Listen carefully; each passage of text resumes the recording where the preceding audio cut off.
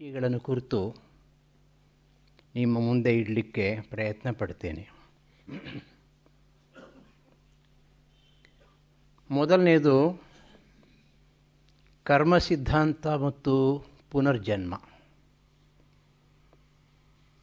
ಹಿಂದೂ ಧರ್ಮ, ಬೌದ್ಧ ಧರ್ಮ, ಜೈನ ಧರ್ಮ, ಸಿಖ್ ಧರ್ಮ, ಈ 4 ಧರ್ಮಗಳು ಮಾತ್ರ ಕರ್ಮ ಸಿದ್ಧಾಂತವನ್ನು, ಪುನರ್ಜನ್ಮ ಸಿದ್ಧಾಂತವನ್ನು ಒಪ್ಪಿಕೊಳ್ಳುತ್ತವೆ. ಒಂದು 6-8 ವರ್ಷಗಳ ಕೆಳಗೆ ನಮ್ಮ ಪ್ರಬುದ್ಧಾನಂದಜಿಯವರು ಇಲ್ಲಿಗೆ ಬಂದಿದ್ದಾಗ ಒಂದು ಮಾತನ್ನು ಹೇಳಿದ್ರು. ಹಿಂದೆ ಅಮೆರಿಕಾದಲ್ಲಿ ಈ ಕ್ರಿಶ್ಚಿಯನ್ ಮಿಷನರಿಗಳ ಒಂದು ಪ್ರಭಾವದಿಂದ ಕರ್ಮ ಮತ್ತು ಪುನರ್ಜನ್ಮದ ಸಿದ್ಧಾಂತವನ್ನು ಒಪ್ಕೋತಾ ಇರಲಿಲ್ಲ. ಆದರೆ ಇಂದು ವಿಜ್ಞಾನಿಗಳು ಕೂಡ ಇದನ್ನು ಒಪ್ಕೋತಾ ಇದ್ದಾರೆ. ಎಷ್ಟರ ಮಟ್ಟಿಗೆ ಅಂತಂದರೆ, ಅನೇಕ ಅಮೆರಿಕನ್ ಯೂನಿವರ್ಸಿಟಿಗಳಲ್ಲಿ ಪ್ಯಾರಾಸೈಕಾಲಜಿದೆ ಒಂದು ಸ್ಪೆಷಲ್ ಡಿಪಾರ್ಟ್ಮೆಂಟ್ ಉಂಟು. ಅದರಲ್ಲಿ ಪುನರ್ಜನ್ಮದ ಬಗ್ಗೆ ಬೇಕಾದಷ್ಟು ಮಾಹಿತಿಗಳನ್ನು ಸಂಪಾದಿಸಿದ್ದಾರೆ. ಇಲ್ಲಿ ಬೆಂಗಳೂರಿನಲ್ಲಿ ನೀಮ್ ಹ್ಯಾನ್ಸ್ನವರು ಕೂಡ ಕೆಲಸವನ್ನು ಮಾಡ್ತಾ ಇದ್ದಾರೆ.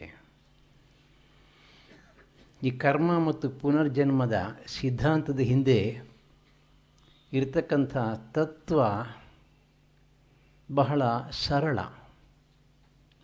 ಮಾಡಿದ್ದುಣ್ಣೋ ಮಹಾರಾಯ ಅಷ್ಟೇ. ಒಂದು ಕರ್ಮವನ್ನು, ಕೆಲಸವನ್ನು ಮಾಡಿದ ಮೇಲೆ, ಒಂದು ಕಾರಣ ಇದ್ದ ಮೇಲೆ ಅದರ ಫಲ, ಕಾರ್ಯ ಇರಲೇಬೇಕು. ಆದರೆ ನಾವು ಮಾಡಿದಂತಹ ಅಥವಾ ಮಾಡುವಂತಹ ಒಂದು ಕರ್ಮ ಕೂಡಲೇ ಈ ಜನ್ಮದಲ್ಲೇ ಎಲ್ಲ ಫಲವನ್ನು ಕೊಡಬೇಕು ಅನ್ನೋ ನಿಯಮ ಇಲ್ಲ. ಅದಕ್ಕೊಂದು ದೃಷ್ಟಾಂತ ಕೊಡಬಹುದು. ಅಕಸ್ಮಾತ್ತಾಗಿ ಕೈ ಬೆಂಕಿಗೆ ತಗಲುತ್ತೆ. ಬಹುಶಃ 5 ಅಥವಾ 10 ಸೆಕೆಂಡುಗಳ ಕಾಲದಲ್ಲಿ ಕೈ ಸುಡುತ್ತೆ. ಅದು ಸಂಪೂರ್ಣವಾಗಿ ಮಾಯಬೇಕಾದರೆ ಸುಮಾರು 10-12 ದಿವಸಗಳಾಗುತ್ತವೆ. ಲೆಕ್ಕ ಮಾಡಿದ್ರೆ 12 ಮಿಲಿಯನ್ ಸೆಕೆಂಡ್ಸ್ ಆಗುತ್ತೆ ಅಂತ ಇಟ್ಕೊಳ್ಳಿ. 10 ಸೆಕೆಂಡ್ನಲ್ಲಿ ಆದಂತಹ ಡ್ಯಾಮೇಜನ್ನು ಸರಿ ಮಾಡಲಿಕ್ಕೆ 12 ಮಿಲಿಯನ್ ಸೆಕೆಂಡ್ಸ್ ಬೇಕಾಗತ್ತೆ. ಅಂದಮೇಲೆ ನಾವು ಒಂದು ಜನ್ಮದಲ್ಲಿ ಮಾಡಿದಂತಹ ಕರ್ಮಗಳ ಫಲವನ್ನು ಅದೇ ಜನ್ಮದಲ್ಲಿ ಅನುಭವಿಸಿ ತೀರಿಸಲಿಕ್ಕೆ ಸಾಧ್ಯವಿಲ್ಲ. ಹಾಗೇನಾದರೂ ಭಗವಂತ ಮಾಡಿದ ಪಕ್ಷದಲ್ಲಿ ನಮ್ಮ ಗತಿ ಮುಗೀತು ಅಂತ ಇಟ್ಕೊಳ್ಳಿ, ಸಾಧ್ಯವೇ ಇಲ್ಲ ಅದು. ಆದ್ದರಿಂದ ಪುನರ್ಜನ್ಮವನ್ನು ಒಪ್ಕೋಬೇಕು ಅಂತ ಹಿರಿಯರು ಹೇಳ್ತಾರೆ. ಇನ್ನೂ ಒಂದು ವಿಷಯ ಏನು ಅಂತಂದರೆ, ಯಾವ ರೀತಿಯಲ್ಲೂ ನಾವು ಮಾಡದೇ ಇದ್ದಂತಹ ಕರ್ಮಗಳಿಗೆ ಫಲವನ್ನು ಅನುಭವಿಸಬೇಕಾಗಿ ಬರುತ್ತೆ. ಈ ಜನ್ಮದಲ್ಲಿ ನಾವು ಅಂತಹ ಕೆಲಸಗಳನ್ನು ಮಾಡಿಲ್ಲ, ಮತ್ತು ಈ ಫಲ ಹೇಗೆ ಬಂತು?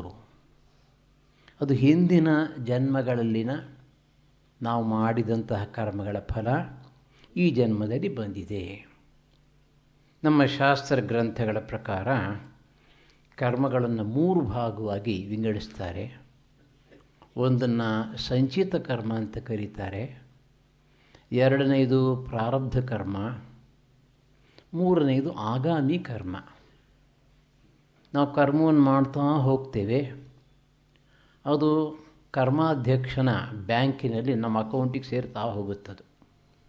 ನಾವು ಪ್ರತಿ ತಿಂಗಳು ಸಂಪಾದಿಸ್ತಾ ಇರ್ತೇವೆ, ಬ್ಯಾಂಕಿಗೆ ಹಾಕ್ತಾ ಹೋಗ್ತೇವೆ. ಇದಕ್ಕೆ ಸಂಚಿತ ಕರ್ಮ ಅಂತ ಹೆಸರು. ನಾವು ತಿಂಗಳ 1ನೇ ತಾರೀಕು ಆ ತಿಂಗಳ ಖರ್ಚಿಗೋಸ್ಕರ ಬ್ಯಾಂಕಿನಿಂದ ಒಂದು ಸ್ವಲ್ಪ ಹಣವನ್ನು ತಗೋತೇವೆ. ಅದೇ ರೀತಿಯಲ್ಲಿ ಈ ಸಂಚಿತ ಕರ್ಮದ ಒಂದು ಭಾಗ ಅದು ಮಾಗಿ ಫಲವನ್ನು ಕೊಡ್ತಕ್ಕಂಥ ಸಂದರ್ಭ ಬಂದಾಗ ಮುಂದಿನ ಜನ್ಮವನ್ನು ಉಂಟು ಮಾಡುತ್ತೆ. ಯೋಗ ಸೂತ್ರಗಳಲ್ಲಿ ಒಂದು ಕಡೆ ವ್ಯಾಸ ಮಹರ್ಷಿಗಳು ಈ ಕರ್ಮ ನಿಯಮವನ್ನು ಬಹಳ ವಿಸ್ತಾರವಾಗಿ ಚರ್ಚೆ ಮಾಡಿದ್ದಾರೆ. ಆ ಸೂತ್ರದ ಪ್ರಕಾರ ಜಾತಿ, ಆಯುಸ್ಸು, ಭೋಗ ಇದು ಮೂರೂ ಪ್ರಾರಬ್ಧ ಕರ್ಮದಿಂದ ಉಂಟಾಗುತ್ತೆ. ಜಾತಿ ಅಂದರೆ ಕ್ಯಾಸ್ಟ್ ಅಲ್ಲ, ಜನ್ಮ ಅಂತ ಅರ್ಥ. ಮೊದಲನೇದು ಜನ್ಮ, ನಾವು ಎಂತಹ ಜನ್ಮವನ್ನು ಪಡೀತೇವೆ. ಎರಡನೇದು ನಾವು ಎಷ್ಟು ಕಾಲ ಬದುಕಿ ಬಾಳ್ತೇವೆ. ಮೂರನೇದು ನಮಗೆ ಈ ಜನ್ಮದಲ್ಲಿ ಎಂತೆಂತಹ ಅನುಭವಗಳು ಬರುತ್ತವೆ. ಇದು ಮೂರು ಕೂಡ ಪ್ರಾರಬ್ಧ ಕರ್ಮದಿಂದ ನಿಶ್ಚಿತವಾಗಿರುತ್ತೆ ಅಂತ. ಹೀಗೆ ಸಂಚಿತ ಕರ್ಮದಲ್ಲಿ ಸ್ವಲ್ಪ ಭಾಗ ಪ್ರಾರಬ್ಧವಾಗುತ್ತೆ. ಈ ಪ್ರಾರಬ್ಧ ಕರ್ಮವನ್ನು ಅನುಭವಿಸುವಾಗ ಮತ್ತೆ ನಾವು ಕರ್ಮಗಳನ್ನು ಮಾಡ್ತಾ ಇರ್ತೀವಿ, ಮುಂದೇನೂ ಮಾಡ್ತೀವಿ ದೇಹ ಬಿಡುವುದಕ್ಕೆ ಮುಂಚೆ. ಇದಕ್ಕೆ ಆಗಾಮಿ ಕರ್ಮ ಅಂತ ಹೆಸರು. ಶಂಕರಾಚಾರ್ಯರು ಕೂಡ ಒಂದು ಮಾತನ್ನು ಹೇಳ್ತಾರೆ, ಆತ್ಮಜ್ಞಾನವನ್ನು, ಬ್ರಹ್ಮಜ್ಞಾನವನ್ನು ಪಡ್ಕೊಂಡಾಗ ಸಂಚಿತ ಕರ್ಮ ಸಂಪೂರ್ಣವಾಗಿ ಭಸ್ಮೀಭೂತವಾಗುತ್ತೆ. ಆಗಾಮಿ ಕರ್ಮ ಸುಟ್ಟ ಬೀಜದ ಹಾಗೆ ಫಲವನ್ನು ಕೊಡೋದಿಲ್ಲ, ಆದರೆ ಪ್ರಾರಬ್ಧ ಕರ್ಮದ ಫಲವನ್ನು ಮಾತ್ರ ಅನುಭವಿಸಲೇಬೇಕು. ಆದ್ದರಿಂದಲೇ ನಾವು ಜೀವನ್ಮುಕ್ತರಲ್ಲೂ ಕೂಡ ಈ ಪ್ರಾರಬ್ಧ ಕರ್ಮದ ಫಲ ಅನುಭವಿಸೋದನ್ನು ನೋಡ್ತೇವೆ ನಾವು. ಅಂದಮೇಲೆ ನಾವು ಕರ್ಮವನ್ನು ಸಂಪೂರ್ಣವಾಗಿ ನಾಶಪಡಿಸ್ಕೋಬೇಕಾದ್ರೆ ಕೇವಲ ಆತ್ಮಜ್ಞಾನದಿಂದ, ಮೋಕ್ಷದಿಂದ ಮಾತ್ರ ಸಾಧ್ಯ. ಇನ್ನು ಇದಕ್ಕೆ ಸಂಬಂಧಪಟ್ಟ ಹಾಗೆ ಒಂದು ವಿಷಯವನ್ನು ನಿಮ್ಮ ಮುಂದೆ ಇಡಲಿಕ್ಕೆ ನಾನು ಇಚ್ಛೆ ಪಡ್ತೇನೆ. ಶ್ರಾದ್ದಾದಿ ಕರ್ಮಗಳು. ಎಂದಿಗೂ ಕೂಡ ನಾವು ಈ ಶ್ರಾದ್ದಾದಿ ಕರ್ಮಗಳನ್ನು ಬಿಟ್ಟಿಲ್ಲ, ಮಾಡ್ತಾ ಇದ್ದೇವೆ. ಬೇರೆ ಬೇರೆ ಜಾತಿಗಳಲ್ಲೂ ಕೂಡ ಅವರವರ ಜಾತಿಯ ನಿಯಮದ ಪ್ರಕಾರ ಒಂದಲ್ಲ ಒಂದು ರೀತಿಯಲ್ಲಿ ಒಬ್ಸಿಕ್ಯುಯಲ್ ರೈಟ್ಸ್ ಆಫ್ಟರ್ ಡೆತ್ ಸೆರಿಮನೀಸನ್ನು ಮಾಡ್ಕೊಂಡು ಹೋಗ್ತಾ ಇದ್ದೀವಿ. ಇದು ನಿಜವಾಗಿ ಮಾಡಲೇಬೇಕೇ, ಮಾಡದೆ ಹೋದರೆ ಏನಾದರೂ ಆಗುತ್ತೇ? ಕೆಲವು ಸಲ ಈ ಪ್ರಶ್ನೆಗಳನ್ನು ಎತ್ತುವುದುಂಟು. ಅದಕ್ಕೆ ಇತ್ತೀಚೆಗೆ ನನ್ನ ಗಮನಕ್ಕೆ ಬಂದಂತಹ 2 ವಿಷಯಗಳನ್ನು ನಿಮ್ಮ ಮುಂದೆ ಇಡ್ತೇನೆ.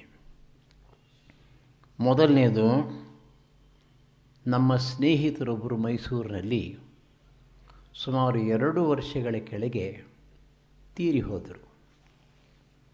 ಅವರ ಮಗ ಕಂಪ್ಯೂಟರ್ ಇಂಜಿನಿಯರು, ದೊಡ್ಡ ಕೆಲಸದಲ್ಲಿದ್ದಾನೆ. ಇದೇ ಊರಿನಲ್ಲಿ ಕೆಲಸ ಮಾಡ್ತಾ ಇದ್ದಾನೆ. ಆಶ್ರಮಕ್ಕೆ ಬಂದು ಹೋಗ್ತಾನೆ.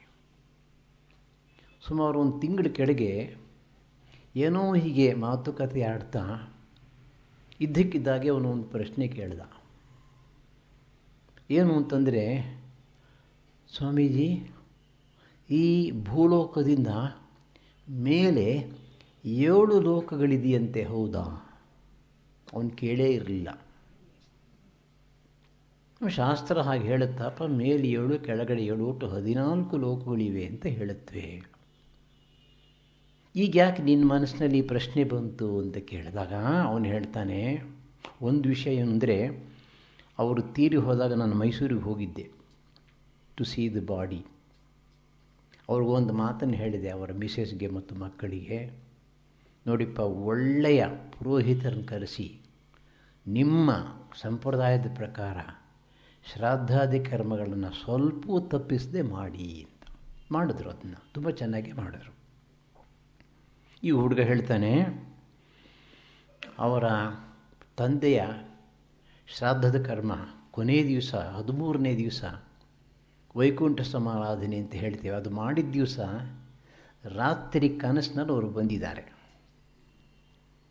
ಹೇಳ್ತಾರೆ, ಹೇಗಿದ್ದಾರೆ ಅಂತಂದರೆ ಎತ್ತರವಾಗಿದ್ದಾರೆ, ಬ್ರಿಲಿಯಂಟ್ ಬ್ರೈಟ್ ಪರ್ಸ್ನಾಲಿಟಿ, ತುಂಬ ಸಂತೋಷವಾಗಿದ್ದಾರೆ. ಈ ಹುಡುಗನಿಗೆ ಹೇಳ್ತಾ ಇದ್ದಾರೆ, ಮಗನಿಗೆ, ತುಂಬ ಪ್ರೀತಿ ಪಾತ್ರನಾದ ಮಗ, ನೋಡು, ಈ ಶರೀರ ಬಿಟ್ಟಾಗ ನನಗೇನೂ ಗೊತ್ತಾಗಲಿಲ್ಲ. ಎಲ್ಲ ಕಡೆಯೂ ಕತ್ಲು ಕತ್ಲು ಕತ್ಲು. ನನ್ನನ್ನು ಯಾರೋ ಎಳ್ಕೊಂಡು ಹೋಗ್ತಾ ಇದ್ದಾಗ ಅನುಭವ ಇತ್ತು. ಈಗ ನೋಡಿ ಆಚೆ ಬಂದುಬಿಟ್ಟಿದ್ದೀನಿ ಅಂತ. ತುಂಬ ಸಂತೋಷವಾಗಿದೆ. ಹಾಗೆ ಹೇಳಿದ ಮೇಲೆ, ನೋಡು, ಈಗ ನಾನಿದ್ದೀನಲ್ಲ, ಇಲ್ಲಿಂದ ಮೇಲೆ 7 ಲೋಕಗಳಿದೆ ಕಣಯ್ಯ ಅಂತ ಹೇಳಿದ್ರಂತೆ. ಈ ಹುಡುಗ ಪ್ರಶ್ನೆ ಕೇಳಿದಂತೆ, ನೀವು ಇವಾಗ ಯಾವ ಲೋಕದಲ್ಲಿದ್ದೀರಿ ಅಂತ. ನಕ್ಬಿಟ್ರಂತವ್ರು, ಹೇಳಿಲ್ಲ, ಗುಟ್ಟು ಬಿಟ್ಕೊಳ್ಳಿಲ್ಲ ಅಂತ ಇಟ್ಕೊಳ್ಳಿ. ಇದು ಒಂದು ಅನುಭವ, ಇತ್ತೀಚೆಗೆ ಮೊನ್ನೆ ಆದಂಥದ್ದು. ಇನ್ನೊಂದು ಸುಮಾರು ಒಂದು 7-8 ವರ್ಷಗಳ ಕೆಳಗೆ ಒಬ್ಬರು ತಾಯಿ ಮತ್ತು ಮಗಳು ಇಬ್ಬರೂ ಕೂಡ ಆಶ್ರಮಕ್ಕೆ ಬಂದರು. ತುಂಬ ಗಾಬರಿ ಆಗಿಬಿಟ್ಟಿದ್ದಾರೆ, ಅಸ್ತವ್ಯಸ್ತವಾದ ಮನಸ್ಸು. ಕೂಡಿಸ್ಕೊಂಡು ಮಾತಾಡಿದೆ ನಾನು, ಏನು ವಿಷಯ? ಅವರು ಬ್ಯಾಂಕ್ ಆಫೀಸರು ತಾಯಿ, ಅವರ ಪತಿ ಕೂಡ ಬ್ಯಾಂಕ್ ಆಫೀಸರು. ಅವರು ಯುಗಾಂಡಾದಲ್ಲೋ ಎಲ್ಲೋ ಆಫ್ರಿಕನ್ ಕಂಟ್ರಿಲಿದ್ದವರು. ಒಂದು 3-4 ವರ್ಷಗಳ ಹಿಂದೆ ಇಂಡಿಯಾ ದೇಶಕ್ಕೆ ವಾಪಸ್ ಬಂದಿದ್ದಾರೆ. ಅವರ ಯಜಮಾನರು ನಮ್ಮ ಪರಮ ಪೂಜ್ಯ ವೀರೇಶ್ವರಾಂಜಿ ಮಹಾರಾಜರಿಂದ ಮಂತ್ರದೀಕ್ಷೆ ತಗೊಂಡಿದ್ದಾರೆ. ಇವರು ಭೂತೇಶಾಂಜಿಯಿಂದ ಮಂತ್ರದೀಕ್ಷೆ ತಗೊಂಡಿದ್ದಾರೆ. ಸಂಸಾರದವರೆಲ್ಲ ಭಕ್ತರು, ಆಶ್ರಮದ ಭಕ್ತರು. ಅವರ ಪತಿಯ ಬಗ್ಗೆ ಹೇಳ್ತಾ ಇದ್ದಾರೆ, ನೋಡಿ ಅದೇನೋ ಆಗಿಬಿಡುತ್ತೆ ನಮ್ಮ ಯಜಮಾನರಿಗೆ. ಸಾಮಾನ್ಯವಾಗಿ ಅಮಾವಾಸ್ಯೆ ಬಂದಾಗ ಅವ್ರ ಮೈಮೇಲೆ ಯಾವುದೋ ಒಂದು ಭೂತ ಪ್ರೇತ ಪಿಶಾಚ ಬರ್ತಾ ಇದೆ. ಬಹಳ ವಿಚಿತ್ರವಾಗಿ ನಡ್ಕೋತಾರವರು. ಬಟ್ಟೆ ಎಲ್ಲ ಬಿಚ್ಚಾಕ್ಬಿಡ್ತಾರೆ, ಮನೆಯಲ್ಲಿರೋ ಸಾಮಾನುಗಳೆಲ್ಲ ಬಿಸಾಡ್ತಾರೆ. ಆಮೇಲೆ ಒಂದು 10, 20, 30 ಬಾಟ್ಲು ಕುಡಿದ್ಬಿಡ್ತಾರೆ. ಏನೂ ಆಗೋಲ್ಲ ಅವ್ರಿಗೆ. ಕೊನೆಗೆ ಎಷ್ಟರ ಮಟ್ಟಿಗೆ ಅಂತಂದರೆ ಇವ್ರಿಗೆ ತುಂಬ ಹೆದರಿಕೆಯಾಗಿ ಮನೆಗೆ ಬೀಗ ಹಾಕ್ಕೊಂಡು ಬಂದುಬಿಟ್ಟಿದ್ದಾರೆ ಇವರು. ಯಾತಕ್ಕೆ ಹೀಗಾಗ್ತಾ ಇದೆ ಅಂತ ನಮಗೆ ಗೊತ್ತಿಲ್ಲ, ಇದು ನಿಲ್ಲಿಸೋದು ಹೇಗೆ? ನಾನು ತಕ್ಷಣ ಒಂದು ಪ್ರಶ್ನೆ ಕೇಳಿದೆ, ನಿಮ್ಮ ಸಂಸಾರದಲ್ಲಿ ತುಂಬ ಹತ್ತಿರದ ಬಂಧುಗಳಲ್ಲಿ ಯಾರಾದರೂ ದುರ್ಮರಣ ಆಗಿ ಅವರಿಗೆ ಶ್ರಾದ್ದಾದಿ ಕರ್ಮಗಳನ್ನು ಮಾಡಿಲ್ಲದೆ ಅಂತ ಪ್ರಶ್ನೆ ಕೇಳಿದೆ. ಹೌದು ಅಂದರು. ಇವರ ಪತಿಯ ತಾತನ ತಮ್ಮ, ವಯಸ್ಸಿನಲ್ಲಿ ಸ್ವಲ್ಪ ಚಿಕ್ಕವರೇ, ಅವರು ರೆನಿಗೇಡ್, ಬಾಂಬೆಯಲ್ಲಿದ್ದರಂತೆ. ತುಂಬ ಕೆಟ್ಟ ಮನುಷ್ಯ. The whole family had disowned him. Railway ಆಕ್ಸಿಡೆಂಟ್ನಲ್ಲಿ ಹೋಗಿಬಿಟ್ಟಿದ್ದಾರೆ. ಇವರಿಗೆ ವಿಷಯ ಗೊತ್ತಾದರೂ ಕೂಡ ಯಾರೂ ಹೋಗಲಿಲ್ಲ. ಸರ್ಕಾರದವರು 10ರಲ್ಲಿ 11 ಅಂತ ಬಾಡಿನ ತೆಗೆದು ಸುಟ್ಟು ಬಿಸಾಡಿದ್ದಾರೆ. ಅಲ್ಲಿಂದ ಶುರುವಾಯಿತು. ಆ ಮನುಷ್ಯನ ಪ್ರೇತ ಆಗಾಗ ಇವರ ಮೇಲೆ ಬರೋದು. ಕಾರಣ ಏನು ಅಂತಂದರೆ ಇವರು ಒಳ್ಳೆಯ ಮನುಷ್ಯ, ಗುಡ್ ಮೀಡಿಯಮ್. ಉಪದ್ರವ ಆಗೋದು ಯಾರಿಗೆ, ಅದು ಬೇರೆ ವಿಷಯ. ಆಗ ನಾನು ಹೇಳಿದೆ, ನೋಡಿ ನೀವು ತಕ್ಷಣ ಆ ಮನುಷ್ಯನಿಗೆ ಬೇಕಾದಂತಹ ಪ್ರೇತ ಕರ್ಮಗಳನ್ನು ಮಾಡಿಸಿ. ನನಗೆ ಗುರುತಿರ್ತಕ್ಕಂಥ ಉತ್ತಮ ಪುರೋಹಿತರು ಬರ್ತಾ ಕಳಿಸಿದೆ. ಅವರು ಇದನ್ನೆಲ್ಲ ಮಾಡಬೇಕಾದ್ರೆ ಗೋಕರ್ಣಕ್ಕೆ ಹೋಗಬೇಕು ಅಂದರು. ಗೋಕರ್ಣದಲ್ಲಿ ಇದಕ್ಕೆಲ್ಲ ವ್ಯವಸ್ಥೆ ಮಾಡಿದ್ರು. ಗೋಕರ್ಣದಲ್ಲಿ ಸುಮಾರು 4-5 ದಿವಸಗಳ ಕಾಲ ನಾರಾಯಣ ಬಲಿ, ಪ್ರೇತ ಕರ್ಮ ಅದನ್ನೆಲ್ಲ ಮಾಡಿಸಿ ಆದಮೇಲೆ ಕೊನೆಯ ದಿವಸ ಪಕ್ಕದಲ್ಲಿ ಸಮುದ್ರ ಇದೆ, ಇವ್ರನ್ನ ಸಮುದ್ರದಲ್ಲಿ ಮುಳುಗಿಸಿ ಸ್ನಾನ ಮಾಡಿಸ್ಬೇಕು. 4 ಜನ 5 ಜನ ಹಿಡಿಲಿಕ್ಕೆ ಆಗ್ತಾಯಿಲ್ಲ ಅವ್ರನ್ನ. ನಾನು ಹೋಗೋದಿಲ್ಲ ಅಂತ ಜೋರ ಕೀಚ್ತಾ ಇದ್ದಾರೆ ಅವರು. ಸರಿ, ಹಾಗೂ ಹೀಗೆ ಮಾಡಿ ತಗೊಂಡೋಗಿ ಸಮುದ್ರದಲ್ಲಿ ಅದ್ದಿದ್ರು. ಅಲ್ಲಿಗೆ ಮುಗೀತು. 8 ವರ್ಷ ಆಯಿತು, ಅಬ್ಸಲ್ಯೂಟ್ಲಿ ನೋ ಪ್ರಾಬ್ಲಮ್. ಇದನ್ನು ಯಾತಕ್ಕೆ ಹೇಳಿದೆ ಅಂತಂದರೆ, ನಮ್ಮ ಋಷಿ ಮುನಿಗಳು ಹೇಳಿರ್ತಕ್ಕಂಥ ವಿಷಯ, ಶಾಸ್ತ್ರಗಳಲ್ಲಿ ಹೇಳಿರ್ತಕ್ಕಂಥ ವಿಷಯ ಸುಳ್ಳಲ್ಲ. ಅದರಲ್ಲಿ ನಾವು ಶ್ರದ್ಧೆ ಇಟ್ಕೊಂಡು ಮಾಡಿದ ಪಕ್ಷದಲ್ಲಿ ಖಂಡಿತವಾಗಿ ಕೆಲಸ ಮಾಡುತ್ತದು.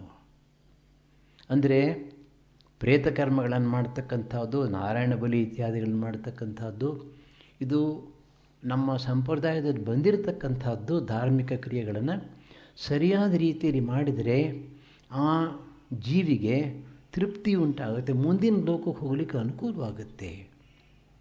ಆದ್ದರಿಂದ ಈ ಕರ್ಮ ಮತ್ತು ಪುನರ್ಜನ್ಮದ ನಿಯಮವನ್ನು ನಾವು ಚೆನ್ನಾಗಿ ತಿಳ್ಕೊಂಡಿರಬೇಕು. ಆದಷ್ಟು ಮಟ್ಟಿಗೆ ಉತ್ತಮವಾದ ಕರ್ಮಗಳನ್ನು ಮಾಡಬೇಕು, ಪಾಪಕರ್ಮಗಳನ್ನು ತ್ಯಜಿಸಬೇಕು, ಶುದ್ಧ ಜೀವನ ನಡೆಸಲಿಕ್ಕೆ ಪ್ರಯತ್ನ ಪಡಬೇಕು. ನಿಮ್ಮಲ್ಲಿ ಎಷ್ಟು ಜನ ಓದಿದ್ದೀರೋ ಅನ್ನೋ ಗೊತ್ತಿಲ್ಲ. ಲೈಫ್ ಆಫ್ಟರ್ ಲೈಫ್ ಅಂತ ಒಂದು ಪುಸ್ತಕ ಬಂದಿತ್ತು ಸುಮಾರು 8-10 ವರ್ಷಗಳ ಕೆಳಗೆ ಅಮೆರಿಕಾದಿಂದ. ಎಡ್ಮಂಡ್ ರೇ ಮೂರ್ ಅಂತಲೇ ಏನೋ ಇಬ್ಬರು ಅಣ್ಣ ತಮ್ಮಂದರು ಆಥರ್ಸ್. ಅದರಲ್ಲಿ ಒಂದು ಸ್ವಾರಸ್ಯಕರವಾಗಿರ್ತಕ್ಕಂಥ ವಿಷಯವನ್ನು ಪ್ರಾರಂಭದಲ್ಲೇ ಹೇಳ್ತಾನೆ.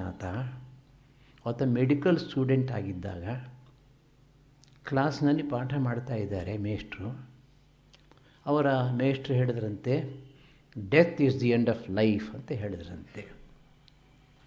ಈ ಹುಡುಗ ನಿಂತ್ಕೊಂಡು ಹೇಳಿದಂತೆ, no sir, death is not the end of life, I have experience death ಅಂದಂತೆ. ಅವ್ರಿಗೆ ಆಶ್ಚರ್ಯ ಆಯಿತಂತೆ.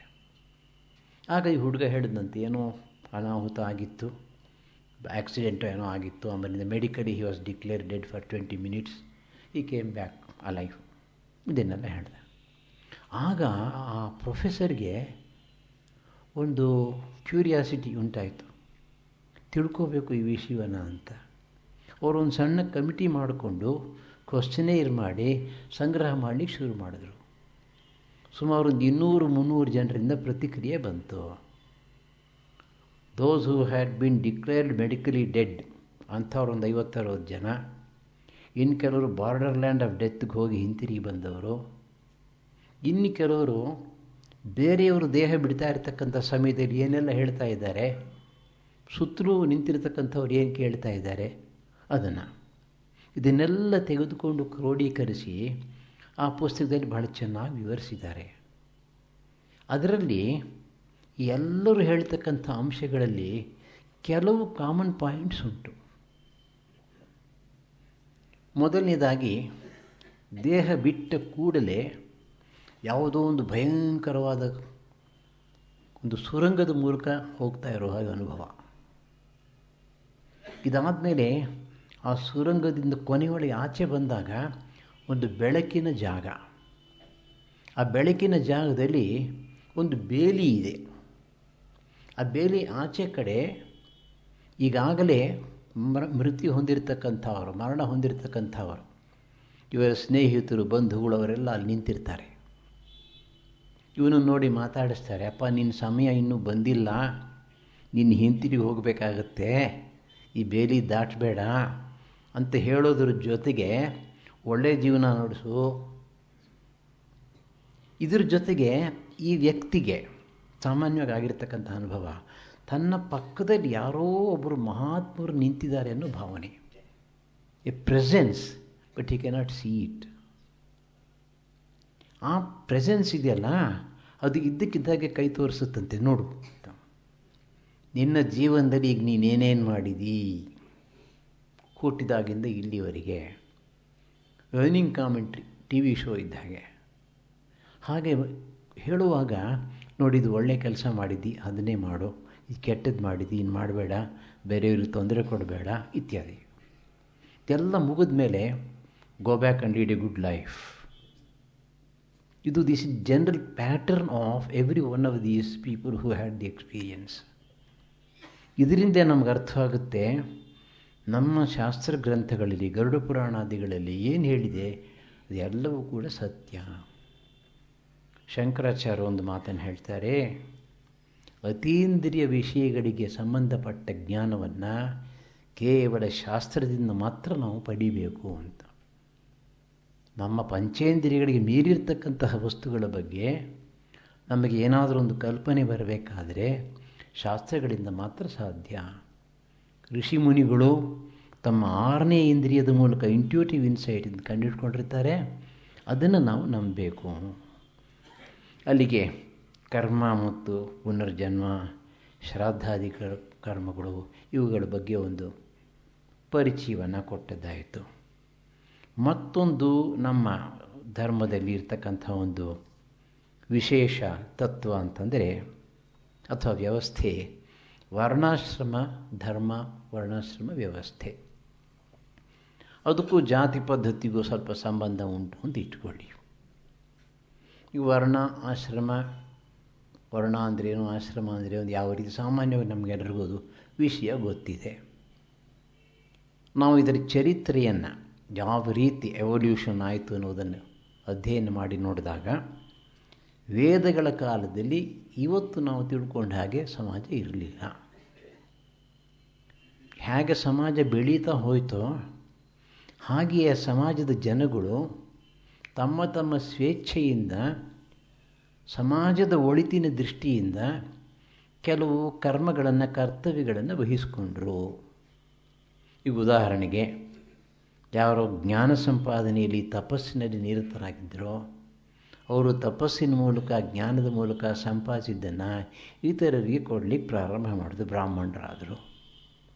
ಇನ್ನು ಕೆಲವರು ತಮ್ಮ ಬಾಹುಬಲದಿಂದ ಸಮಾಜದ ರಕ್ಷಣೆಯ ಭಾರವನ್ನು ಹೊತ್ತುಕೊಂಡರು. ಇನ್ನು ಕೆಲವರು ಸಮಾಜಕ್ಕೆ ಬೇಕಾದಂತಹ ವಸ್ತುಗಳನ್ನು ಉತ್ಪಾದನೆ ಮಾಡಲಿಕ್ಕೆ ಆ ಕರ್ತವ್ಯವನ್ನು ಕೈಗೊಂಡರು. ಅವರು ವೈಶ್ಯರಾದರು, ಕ್ಷತ್ರಿಯರು ವೈಶ್ಯರು. ಇನ್ನು ಇತರರಿಗೆ ಸೇವೆ ಮಾಡಿ ಜೀವನ ನಡೆಸ್ತಾ ಇದ್ದಂಥವರು ಶೂದ್ರರಾದರು. ಇದು ಸಾಮಾನ್ಯವಾಗಿರ್ತಕ್ಕಂಥ ಒಂದು ನಿಯಮ. ಭಗವಂತ ಗೀತೆಯಲ್ಲಿ ಹೇಳ್ತಾನೆ, ಗುಣ ಮತ್ತು ಕರ್ಮ, ಗುಣಕ್ಕೆ ತಕ್ಕಂತೆ ಕರ್ಮ, ಈ ವಿಭಾಗವನ್ನು ನಾನೇ ಮಾಡಿದ್ದು ಅಂತ ಭಗವಂತ ಹೇಳ್ತಾನೆ. ಆದರೆ ಪ್ರತಿಯೊಬ್ಬ ವ್ಯಕ್ತಿಯ ಗುಣವನ್ನು ನಾವು ತಿಳ್ಕೊಂಡು ಅದಕ್ಕೆ ತಕ್ಕಂತಹ ಕರ್ಮವನ್ನು ಕೊಡುವುದಕ್ಕೆ ಸಾಧ್ಯವಿಲ್ಲ, ಪ್ರಾಕ್ಟಿಕಬಲ್ ಅಲ್ಲ ಅದು. ಅದಕ್ಕೋಸ್ಕರ ಡಾಕ್ಟರ್ TMP ಮಹಾದೇವನ್ ಭಾಳ ಸೊಗಸಾಗಿ ಹೇಳ್ತಾರೆ ಪುಸ್ತಕದಲ್ಲಿ, ವರ್ಕಿಂಗ್ ಅರೇಂಜ್ಮೆಂಟ್ ಏನು ಅಂತಂದರೆ ಬೈ ಬರ್ತ್ ಅಷ್ಟೇ. ಬ್ರಾಹ್ಮಣರ ಮನೆಯಲ್ಲಿ ಹುಟ್ಟಿದವನಿಗೆ ಬ್ರಾಹ್ಮಣತ್ವದ ಸಂಸ್ಕಾರ ಬರತಕ್ಕಂಥ ಸಂಭವ ಹೆಚ್ಚು.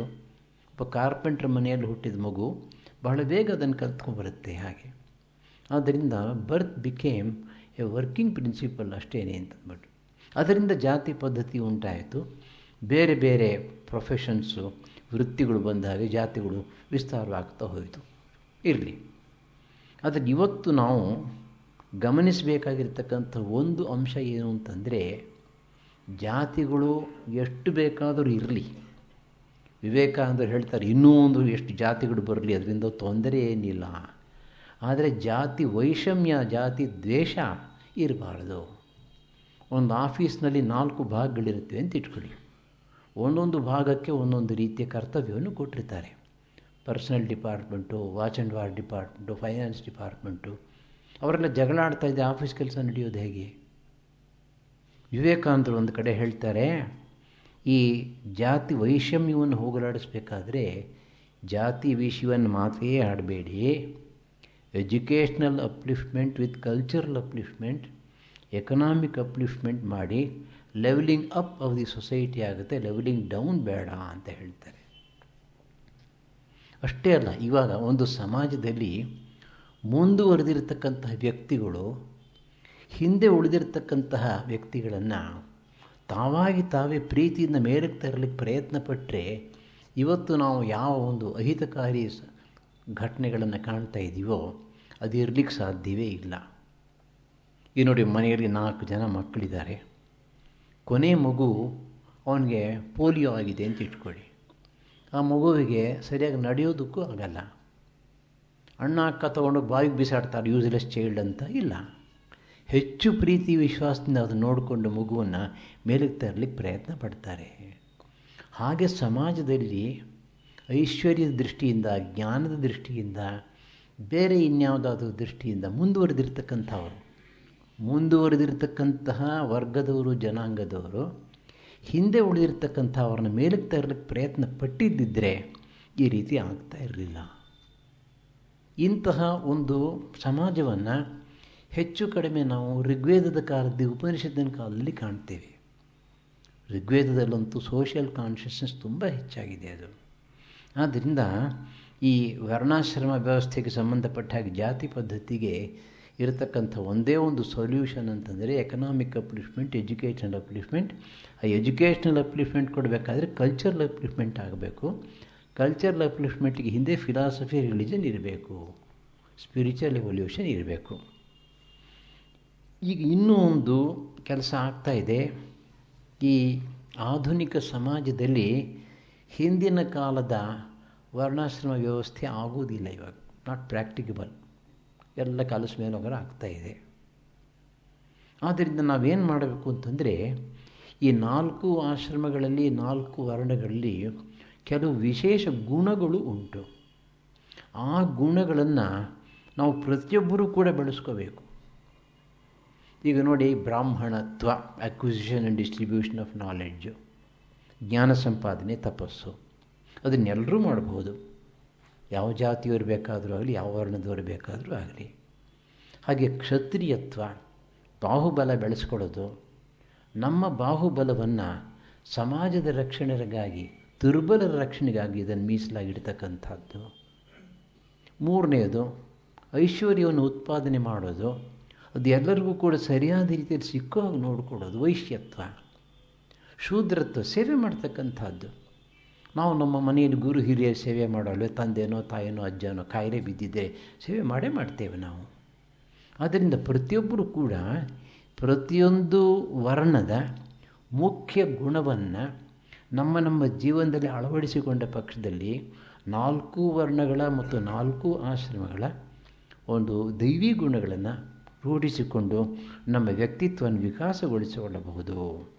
ಇದು ಇಂದಿನ ಕಾಲದಲ್ಲಿ ನಾವು ಒಂದು ಆದರ್ಶ ಅಂತ ಬೇಕಾದ್ರೆ ಇಟ್ಕೋಬಹುದು. ಪರಮಹಂಸರು ಇದನ್ನು ಕೊಂಚ ಮಟ್ಟಿಗೆ ತೋರಿಸ್ಕೊಟ್ಟಿದ್ದಾರೆ ತಮ್ಮ ಜೀವನದಲ್ಲಿ. ಮತ್ತೊಂದು ವಿಷಯ ನಿಮ್ಮ ಮುಂದೆ ಇಡಬೇಕಾದಂಥದ್ದು ಯೋಗ ಸಮನ್ವಯ. ಯಾವ ಸಾಧನೆಯ ಮೂಲಕ ನಾವು ಭಗವಂತನನ್ನು ಪಡ್ಕೋತೀವೋ ಅದಕ್ಕೆ ಯೋಗ ಅಂತ ಒಂದು ಸಾಮಾನ್ಯವಾಗಿರ್ತಕ್ಕಂಥ ಹೆಸರನ್ನು ಕೊಟ್ಟಿದ್ದಾರೆ. ಯುಜರ್ ಯೋಗೆ ಯುಜ ಸಮಾಧವು ಅಂತ 2 ಡೆಫಿನೇಷನ್ಸ್ ಕೊಡ್ತಾರೆ, ನಿರ್ವಚನ. ಒಂದು ಏಕಾಗ್ರತೆ, ಇನ್ನೊಂದು ಜೀವಾತ್ಮ ಪರಮಾತ್ಮನಿಗೆ ಒಂದಾಗ್ತಕ್ಕಂಥದ್ದು, ನದಿ ಹೋಗಿಬಿಟ್ಟು ಸಮುದ್ರದಲ್ಲಿ ಒಂದಾಗೋ ಹಾಗೆ. ಈ ಯೋಗ ಮಾರ್ಗಗಳನ್ನು ಸಾಮಾನ್ಯವಾಗಿ 4 ಭಾಗಗಳಾಗಿ ವಿವೇಕಾನಂದರು ವಿಂಗಡಿಸಿದ್ದಾರೆ. ರಾಜಯೋಗ, ಜ್ಞಾನಯೋಗ, ಭಕ್ತಿಯೋಗ, ಕರ್ಮಯೋಗ. ಈ 4 ಯೋಗಗಳು ಏನು ಮಾಡುತ್ತವೆ ಅಂತಂದರೆ, ನಮ್ಮನ್ನು ಕರ್ಕೊಂಡು ನೇರವಾಗಿ ಸಾಕ್ಷಾತ್ಕಾರಕ್ಕೆ ಕರ್ಕೊಂಡು ಹೋಗೋದಿಲ್ಲ.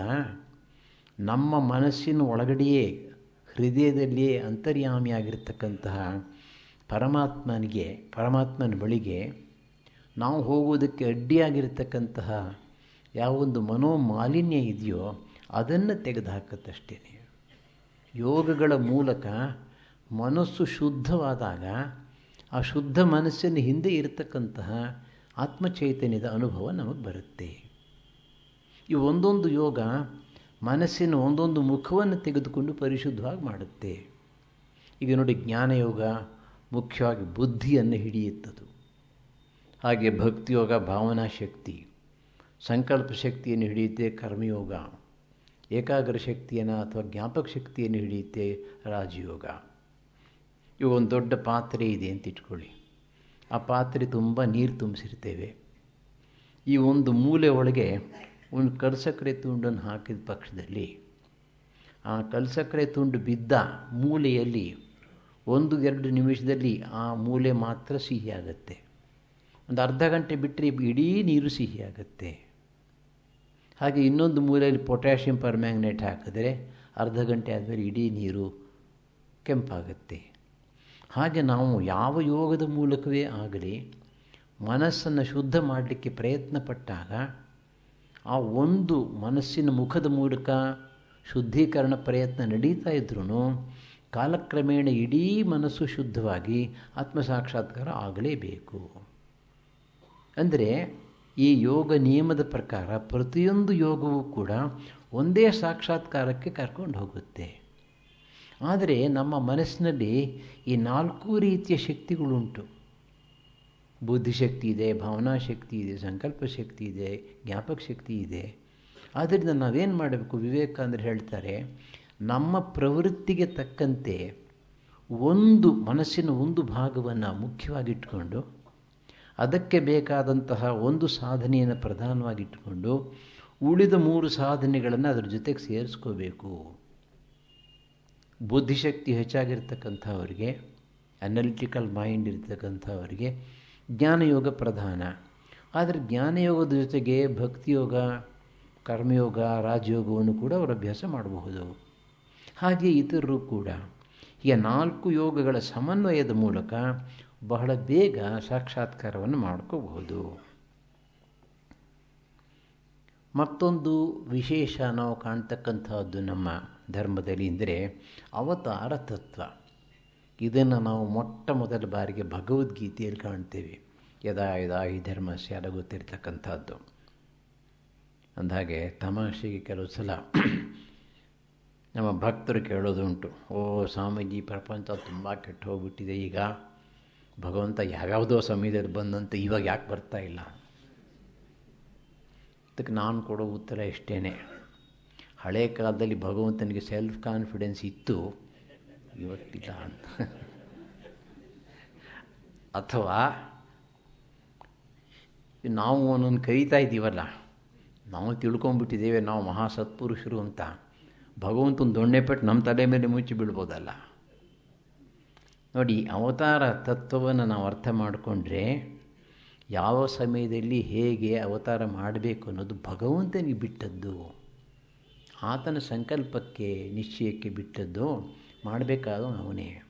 ಆದರೆ ಒಂದು ಭಗವಂತನ ಒಂದು ದಿವ್ಯ ಶಕ್ತಿ ನಮ್ಮ ಪ್ರತಿಯೊಬ್ಬರಲ್ಲೂ ಕೂಡ ಇದೆ, ಇದು ಆತ್ಮಚೈತನ್ಯ. ಆದ್ದರಿಂದ ನಮಗೆ ಏನು ಭಗವಂತ ಕೊಟ್ಟಿದ್ದಾನೋ ಆ ಸಾತ್ವಿಕ ಶಕ್ತಿಯನ್ನು ಎಷ್ಟರ ಮಟ್ಟಿಗೆ ನಾವು ಉಪಯೋಗಿಸ್ಕೊಳ್ತೇವೆ ಅಷ್ಟರ ಮಟ್ಟಿಗೆ ಭಗವಂತನ ಆವಿರ್ಭಾವ ನಮ್ಮ ಹೃದಯದಲ್ಲಿ ಆಗುತ್ತೆ. ಈ ಅವತಾರ ತತ್ವ ಒಂದು ವಿಶೇಷವಾಗಿರ್ತಕ್ಕಂಥ ಕೊಡುಗೆ, ಅದರಲ್ಲೂ ಕೂಡ ಭಗವದ್ಗೀತೆಯಲ್ಲಿ ಅದನ್ನು ಕಾಣ್ತೇವೆ. ಇದರ ಬಗ್ಗೆ ನಮ್ಮ ಪುರಾಣ ಗ್ರಂಥಗಳಲ್ಲಿ ರಾಮಾಯಣ ಆಗ್ಬೋದು, ಮಹಾಭಾರತ ಆಗ್ಬೋದು, ವಿಶೇಷವಾಗಿ ಭಾಗವತದಲ್ಲಿ ಈ ಭಗವಂತನ ಅವತಾರ ತತ್ವವನ್ನು, ಅವತಾರಗಳನ್ನು ವಿಸ್ತಾರವಾಗಿ ವಿವರಿಸಿದ್ದಾರೆ. ಅಲ್ಲಿಗೆ ಹಿಂದೂ ಧರ್ಮದ ಒಂದು ಸಮಗ್ರ ಚಿತ್ರಣವನ್ನು ಕೊಟ್ಟಾಗಾಯಿತು. ನಮ್ಮ ಸಮಾಜದಲ್ಲಿ, ನಮ್ಮ ಧರ್ಮದಲ್ಲಿ ಇನ್ನೊಂದು ವೈಶೇಷ್ಯ ಅಂತಂದರೆ, ನಮಗೆ ನಮ್ಮ ಋಷಿಮುನಿಗಳು ಸ್ವಾತಂತ್ರ್ಯವನ್ನು ಕೊಟ್ಟಿದ್ದಾರೆ, ಚಿಂತನ ಸ್ವಾತಂತ್ರ್ಯ ಉಂಟು. ನಮ್ಮ ಧರ್ಮದ ಬಗ್ಗೆ ನಾವು ಬೇಕಾದರೆ ಟೀಕೆ ಮಾಡಬಹುದು, ಒಪ್ಪದೇ ಇರಬಹುದು, ತ್ಯಾಗ ಮಾಡಬಹುದು, ಆದರೆ ಯಾರೂ ನಮ್ಮನ್ನು ಗಲ್ಲಿಗೆ ಹಾಕೋದಿಲ್ಲ. ವಿವೇಕಾನಂದರ ಮಾತನ್ನು ಒತ್ತಿ ಹೇಳ್ತಾರೆ, an atheist can remain as a Hindu, others will not lynch him ಅಂತ ಹೇಳ್ತಾರೆ. ಆ ಒಂದು ಸ್ವಾತಂತ್ರ್ಯ ಉಂಟು. ಈ ಸ್ವಾತಂತ್ರ್ಯ ಇರೋದರಿಂದಲೇ ಸಮಾಜದಲ್ಲಿ ಬೆಳವಣಿಗೆ ಸಾಧ್ಯವಾಗ್ತಾ ಇದೆ. ಸ್ವಾತಂತ್ರ್ಯನ ಉಪಯೋಗಿಸ್ತೇವೆ, ಕೆಟ್ಟದ್ದನ್ನು ಕೆಟ್ಟದ್ದು ಅಂತ ಕಂಡುಹಿಡ್ಕೋತೇವೆ, ತೆಗೆದು ಬಿಸಾಡ್ತೇವೆ, ಒಳ್ಳೆಯದನ್ನು ಹುಡುಕೊಂಡು ಹೋಗ್ತೇವೆ, ಸರಿ. ಆದರೆ ಇದಕ್ಕೆ ಎಲ್ಲೋ ಒಂದು ಕಡೆ ನಾವು ಗೆರೆ ಹಾಕೋದನ್ನು ಕಲಿಬೇಕು. ಸ್ವಾತಂತ್ರ್ಯದ ಹೆಸರನ್ನ ಇದು ಹುಚ್ಚು ಹೊಳೆಯಾಗಿ ಹರಿಬಾರದು. ಈಗ ಆಗ್ತಾ ಇರೋದು ಅದೇನೆ. ನಮ್ಮ ಸಮಾಜದಲ್ಲಿ ಟ್ರಮೆಂಡಸ್ ಸೆಕ್ಯುಲರ್ ಇಂಟೆಲೆಕ್ಚುಯಲ್ಸ್ ಅಂತ ಹೆಸರು ಪಡೆದಿರತಕ್ಕಂಥವರು ಎಲ್ಲ ಎಲ್ಲೆಗಳನ್ನು ಮೀರಿ ಹೋಗ್ತಾ ಇದ್ದಾರೆ. ಮತ್ತು ಇವರುಗಳೇನೆ ಬೇರೆ ಧರ್ಮಗಳಲ್ಲಿ ಎಷ್ಟೆಲ್ಲ ಅನ್ಯಾಯಗಳು ನಡೀತಾ ಇವೆ ಅನ್ನೋದನ್ನು ಅದರ ಬಗ್ಗೆ ಹೇಳೋದಕ್ಕೆ ಅವರು ಸ್ವಲ್ಪ ಧೈರ್ಯ ಇಲ್ಲ. ಈ secular intellectuals are one of the greatest enemies of Hinduism ಇವತ್ತಿಗೆ. ಇದನ್ನು ನಾವು ಚೆನ್ನಾಗಿ ಅರ್ಥ ಮಾಡ್ಕೋಬೇಕು. ಆಮೇಲೆ ಈ ಚಿಂತನ ಸ್ವಾತಂತ್ರ್ಯ ಇದ್ದಿದ್ದರಿಂದಲೇ ನಮ್ಮಲ್ಲಿ ಅನೇಕ ಧಾರ್ಮಿಕ ಚಳವಳಿಗಳು ಬಂದಿವೆ. ಈಗ ಮೊಟ್ಟ ಮೊದಲನೇ ಧಾರ್ಮಿಕ ಚಳವಳಿ ಬಂದದ್ದು ಉಪನಿಷತ್ತುಗಳಿಂದ. ಅವರು ವೈದಿಕ ಕಾಲದ ಯಜ್ಞಯಾಗಾದಿ ಧರ್ಮವನ್ನು ಮೀರಿ ಹೋಗಬೇಕು ಅಂತ ಪ್ರಾರಂಭ ಮಾಡಿದ್ರು. ಆನಂತರ ನಾವು ನೋಡಿದ್ವಿ ಬೌದ್ಧ ಧರ್ಮ, ಜೈನ ಧರ್ಮ ಬಂದದ್ದು, ಶಂಕರಾಚಾರ್ಯರು ಬಂದರು, ಇತರ ಆಚಾರ್ಯರು ಬಂದರು, ಇತ್ತೀಚೆಗೆ ರಾಮಕೃಷ್ಣ ವಿವೇಕಾನಂದರು ಬಂದರು, ಅರವಿಂದರು ಬಂದರು, ರಮಣ ಮಹರ್ಷಿಗಳು ಬಂದರು. It's A continuing process. ಈ ರೀತಿ ಧಾರ್ಮಿಕ ಚಳವಳಿಗಳು ಆಗ್ತಾ ಆಗ್ತಾ ಸಮಾಜದಲ್ಲಿ ಯಾವ ಕೆಲವು ಮೌಲ್ಯಗಳನ್ನು ನಾವು ಪ್ರಯೋಜನವಿಲ್ಲ ಅಂತ ಅನಂತರ ಕಂಡುಕೊಂಡಿದ್ದೀವೋ ಅದನ್ನು ಹಿಂದೆ ಬಿಸಾಡಿ ಮತ್ತೆ ಹೊಸದನ್ನು ತೆಗೆದುಕೊಂಡು ಹೋಗ್ತಾ ಇದ್ದೇವೆ. ಇಷ್ಟಾದರೂ ಕೂಡ ಆಧ್ಯಾತ್ಮಿಕ ಜೀವನಕ್ಕೆ ಸಂಬಂಧಪಟ್ಟಂತಹ the basic values of life ಅದನ್ನು ಮಾತ್ರ ಸತ್ಯಂ ವದ ಧರ್ಮಂಚರ ಎಂದಿಗೂ ಬಿಟ್ಟಿಲ್ಲ. ಹಾಗಿರೋದ್ರಿಂದಲೇ ಇವತ್ತಿಗೂ ಕೂಡ ಹಿಂದೂ ಸಮಾಜ ಇಷ್ಟೊಂದು ಬಲಿಷ್ಠವಾಗಿರ್ತಕ್ಕಂಥದ್ದು. ಧರ್ಮ ಚೆನ್ನಾಗಿದೆ, ಸಮಾಜದಲ್ಲಿ ಅನೇಕ ಜನ ಉತ್ತಮ ವ್ಯಕ್ತಿಗಳಿದ್ದಾರೆ, ಆದರೆ ಇನ್ನೂ ಕೂಡ ಬೇಕಾದಷ್ಟು ಕೆಲಸ ಆಗಬೇಕು.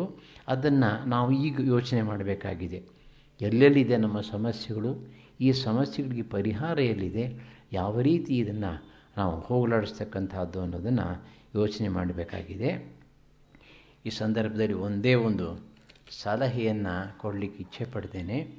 ಇವತ್ತು ಏನಾಗಿದೆ ನಮ್ಮ ದೇಶದಲ್ಲಿ ಅಂತಂದರೆ, ಈ ಸೆಕ್ಯುಲರಿಸಮಿನ ಹೆಸರಿನಲ್ಲಿ ಹಿಂದೂ ಧರ್ಮವನ್ನು, ಹಿಂದೂ ಸಮಾಜವನ್ನು, ಹಿಂದೂ ಜನಗಳನ್ನು ಯಾರು ಕೇಳ್ತಾನೇ ಇಲ್ಲ. ಕಾರಣ ಏನು ಅಂತಂದರೆ, ಪೋಪ್ ಇದ್ದಾಗೆ ಕ್ರೈಸ್ತರಲ್ಲಿ ಒಬ್ಬ ಪೋಪ್ ಇದ್ದಾನೆ. ಹಾಗೆ ಹಿಂದೂ ಸಮಾಜದಲ್ಲಿ ಸಮಗ್ರ ಹಿಂದೂ ಸಮಾಜವನ್ನು ಪ್ರತಿನಿಧಿಸ್ತಕ್ಕಂಥ ಒಬ್ಬ ವ್ಯಕ್ತಿಯಾಗಲಿ, ಒಂದು ಸಂಸ್ಥೆಯಾಗಲಿ ಇಲ್ಲ. ಹರಿದು ಹಂಚಿ ಹೋಗಿರೋದ್ರಿಂದ ನಮ್ಮ ಮಾತನ್ನು ಯಾರೂ ಕೇಳ್ತಾ ಇಲ್ಲ. ಅಂದಮೇಲೆ ನಾವು ಇವತ್ತಲ್ಲ ನಾಳೆ ಒಟ್ಟಾಗಲೇಬೇಕಾಗುತ್ತೆ.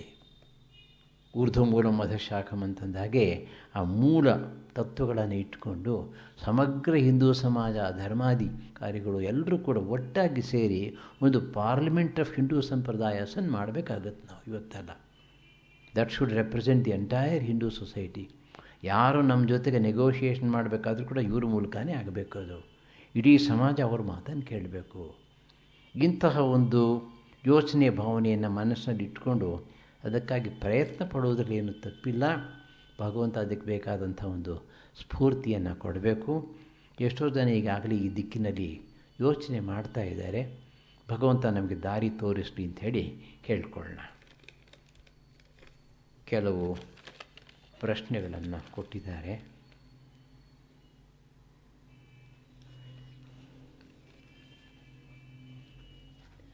ದೇವರು ಒಬ್ಬನೇ, ದೇವತೆಗಳು ಅನೇಕ.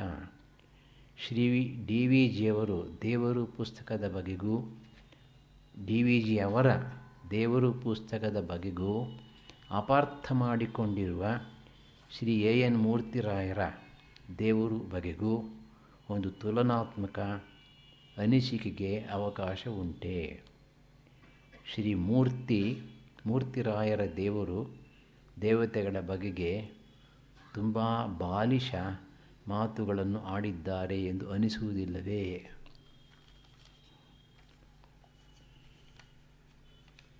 ಈ ಪ್ರಶ್ನೆಗೆ ಉತ್ತರ ಇಷ್ಟೇ. ಒಳ್ಳೆ ವೇಸ್ಟ್ ಪೇಪರ್ ಬ್ಯಾಸ್ಕೆಟ್ ಇದ್ದರೆ ಆ ಪುಸ್ತಕ ತೆಗೆದು ಅದರೊಳಗೆ ಬಿಸಾಡಿ ಮುಂದಕ್ಕೆ ಹೋಗಿ ನೀವು ಅಷ್ಟೇ. ಏನಾಗಿದೆ ನಮ್ಮ ದೇಶದಲ್ಲಿ ಅಂತಂದರೆ, ಯಾರಾದರೂ ಒಬ್ಬರು ಒಂದು ಕ್ಷೇತ್ರದಲ್ಲಿ ಬುದ್ಧಿವಂತರಾಗಿ ಮುಂದೆ ಬಂದಿದ್ದರೆ ತಾವು ಎಲ್ಲ ಕ್ಷೇತ್ರಗಳಲ್ಲೂ ಸರ್ವಜ್ಞರು ಅಂತ ಭಾವಿಸ್ಕೊಂಡಿದ್ದಾರೆ. ಸುಮ್ಮನೆ ಒಂದು ಸಾಮಾನ್ಯ ಉದಾಹರಣೆ ಕೊಡ್ತೇನೆ. ಒಬ್ಬ ನ್ಯೂಕ್ಲಿಯರ್ ಸೈಂಟಿಸ್ಟ್ ಹೇಳ್ತಾನೆ, ಇದು ನೀನು ಮರದ ಟೇಬಲು ಅಂತ ತಿಳ್ಕೊಂಡಿದ್ಯಪ್ಪ, ನಿಜವಾಗಿ ನೋಡಿದ್ರೆ this is nothing but electrical energy ಅಂತ ಹೇಳ್ತಾನೆ ಅಂತ ಇಟ್ಕೊಳ್ಳೋಣ. ಆಗ ಎದುರುಗಡೆ ಕುಡ್ತಿರ್ತಕ್ಕಂಥ ಅವನು ಹೇಳ್ತಾನೆ, ಏನಯ್ಯ ಇದನ್ನು ಮುಟ್ಟಿದ್ರೆ ಶಾಕ್ ಹೊಡಿಯಲ್ಲ, ಇದ್ರ ಮೇಲೆ ಬಲ್ಬ್ ಬಿಟ್ಟರೆ ಹತ್ಕೊಂಡು ಉರಿಯೋದಿಲ್ಲ, ಫ್ಯಾನ್ ತೊಗೊಂಡು ಇಲ್ಲಿ ಇಟ್ಟರೆ ಓಡೋದಿಲ್ಲ, ಅದು ನೀವು ಹೇಗೆ ಎಲೆಕ್ಟ್ರಿಸಿಟಿ ಅಂತ ಹೇಳ್ತೀಯ ಅಂತಂದರೆ, ಅವಾಗ ಈ ಮನುಷ್ಯ ಒಂದೇ ಉತ್ತರ ಕೊಡೋದು, ಆ ಗುಟ್ಟನ್ನು ನೀನು ತಿಳ್ಕೋಬೇಕಾದ್ರೆ ಕೂತ್ಕೋ, ನನ್ನ ಪಾದ ಹತ್ತಿರ 15 ವರ್ಷ ಕಲಿ. ಫಂಡಮೆಂಟಲ್ಸ್ ಆಫ್ ಫಿಸಿಕ್ಸಿಂದ ಹಿಡಿದು ನ್ಯೂಕ್ಲಿಯರ್ ಫಿಸಿಕ್ಸ್ವರೆಗೆ, ಎಲೆಕ್ಟ್ರಾನಿಕ್ಸ್ವರೆಗೆ ಪೂರ್ತಿ ನೀನು ಕಲಿ. ಯಾವಾಗ ಗೊತ್ತಾಗುತ್ತೆ ನಿನಗೆ? ಯಾವಾಗ ನಿಮ್ಮ ಜ್ಞಾನ ನಮ್ಮ ಜ್ಞಾನಕ್ಕೆ ಸಮವಾಗಿ ಅಥವಾ ಅದಕ್ಕಿಂತ ಒಂದು ಹೆಜ್ಜೆ ಮೇಲಕ್ಕೆ ಹೋಗುತ್ತೋ ಆಗ ನಿಮಗೆ ನಮ್ಮನ್ನು ಟೀಕಿಸ್ಲಿಕ್ಕೆ ಅಧಿಕಾರ ಉಂಟು. ಅಲ್ಲಿ ತನಕ ಇಲ್ಲ. ಸುಮ್ಮನೆ ಬುದ್ಧಿಯಿಂದ ಮಾಡ್ತಕ್ಕಂಥ ಕೆಲಸ ಅಲ್ಲ ಇವೆಲ್ಲ. ಇದು ಅನುಭವದಿಂದ ಆಗ್ತಕ್ಕಂಥ ಕೆಲಸ. ಬುದ್ಧಿ ಜೊತೆಗೆ ಸಾಧನೆ ಮಾಡಿದ್ದ ಪಕ್ಷದಲ್ಲಿ, ಮನಸ್ಸು ಶುದ್ಧವಾಗಿದ್ದ ಪಕ್ಷದಲ್ಲಿ ಮಾತ್ರ ಇಂತಹ ಒಂದು ಅನುಭವವನ್ನು ಪಡೆದು ಮಾತನಾಡಬಹುದು. ಅದರಿಂದ ಅದರ ಬಗ್ಗೆ ನಾವೇನು ತಲೆ ಚೆಚ್ಕೋಬೇಕಾಗಿಲ್ಲ. ನಿಜವಾಗಿ ಮೂರ್ತಿರಾಯರು ಮತ್ತು ನಮ್ಮ ಸುರೇಶಾಂಜಿಯವರ ಬಗ್ಗೆ ಒಂದು ಸಲ ಕಾರ್ನಲ್ಲಿ ಹೋಗುವಾಗ ಇದರ ವಿಷಯದ ಬಗ್ಗೆ ಸಾಕಷ್ಟು ಚರ್ಚೆಯಾಗಿ ಸುರೇಶಾಂಜಿಯವರು 10 ನಿಮಿಷದಲ್ಲಿ ಅವ್ರ ಬಾಯಿ ಮುಚ್ಚಿಸಿದ್ರು. ನಿಮಗೆ ಹೇಳ್ತಾ ಇದ್ದೀನಿ ಕೇಳಿ. ಅವ್ರು ಹೇಳಿದ್ರು, ನೋಡಿ ಮೂರ್ತಿರಾಯರೇ, ಇವಾಗ ನಾವು ಹೀಗಿದ್ದೀವಿ, ನೀವು ಮಾತಾಡ್ತಾ ಇದ್ದೀರಿ, ನಾನು ಮಾತಾಡ್ತಾ ಇದ್ದೀನಿ. We are full of consciousness and energy. ಒಬ್ಬ ಮನುಷ್ಯ ಸತ್ತ, ದೇಹ ಅಲ್ಲೇ ಬಿದ್ದಿದೆ, ಏನೂ ಹೆಚ್ಚು ಕಡಿಮೆ ಆಗಿಲ್ಲ, ಎಲ್ಲ ಅದೇ ತರಹ ಇದೆ. ಯಾಕೆ ನಿಮ್ಮ ಪ್ರಶ್ನೆಗೆ ಯಾಕೆ ಉತ್ತರ ಕೊಡಲ್ಲ ಅವನು? ಅಂದಮೇಲೆ ಈ ದೇಹ ನೀವಲ್ಲ, ಅದಕ್ಕೆ ಯಾವುದೋ ಒಂದು ವಿಶೇಷ ಚೈತನ್ಯ, ಒಂದು ಶಕ್ತಿ ಇತ್ತು, ಆ ಶಕ್ತಿ ಬಿಟ್ಟು ಹೋಯಿತು. ಬಿಟ್ಟು ಹೋದ್ಮೇಲೆ ಕೆಲಸ ಮಾಡಲ್ಲ, ಅದನ್ನೇ ನಾವು ದೇವರು ಅಂತ ಕರೆಯೋದು. ಬಾಯಿ ಮುಚ್ಕೊಂಡ್ಬಿಟ್ರು, ಮಾತೇ ಆಡಲಿಲ್ಲ. ನಡೆದಂಥ ಸಂಗತಿ ಇದು.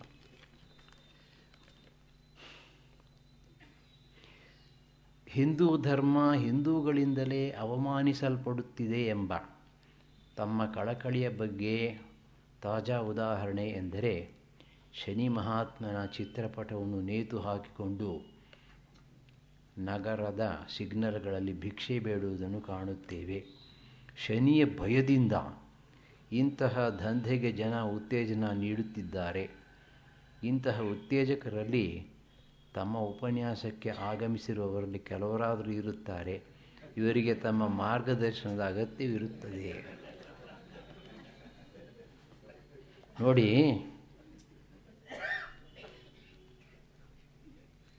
ಬಾಸ್ವೆಲ್ಸ್ ಲೈಫ್ ಆಫ್ ಜಾನ್ಸನ್ ಅಂತ ನೀವು ಕೇಳಿದ್ದೀರಿ. ಆ ಜಾನ್ಸನ್ ಒಂದು ಮಾತನ್ನು ಹೇಳಿದ್ದಾನೆ, 90% of the people in this world are gentlemen because of the police and the public opinion ಅಂತ. ಇದು ಹಾಗೇನೆ.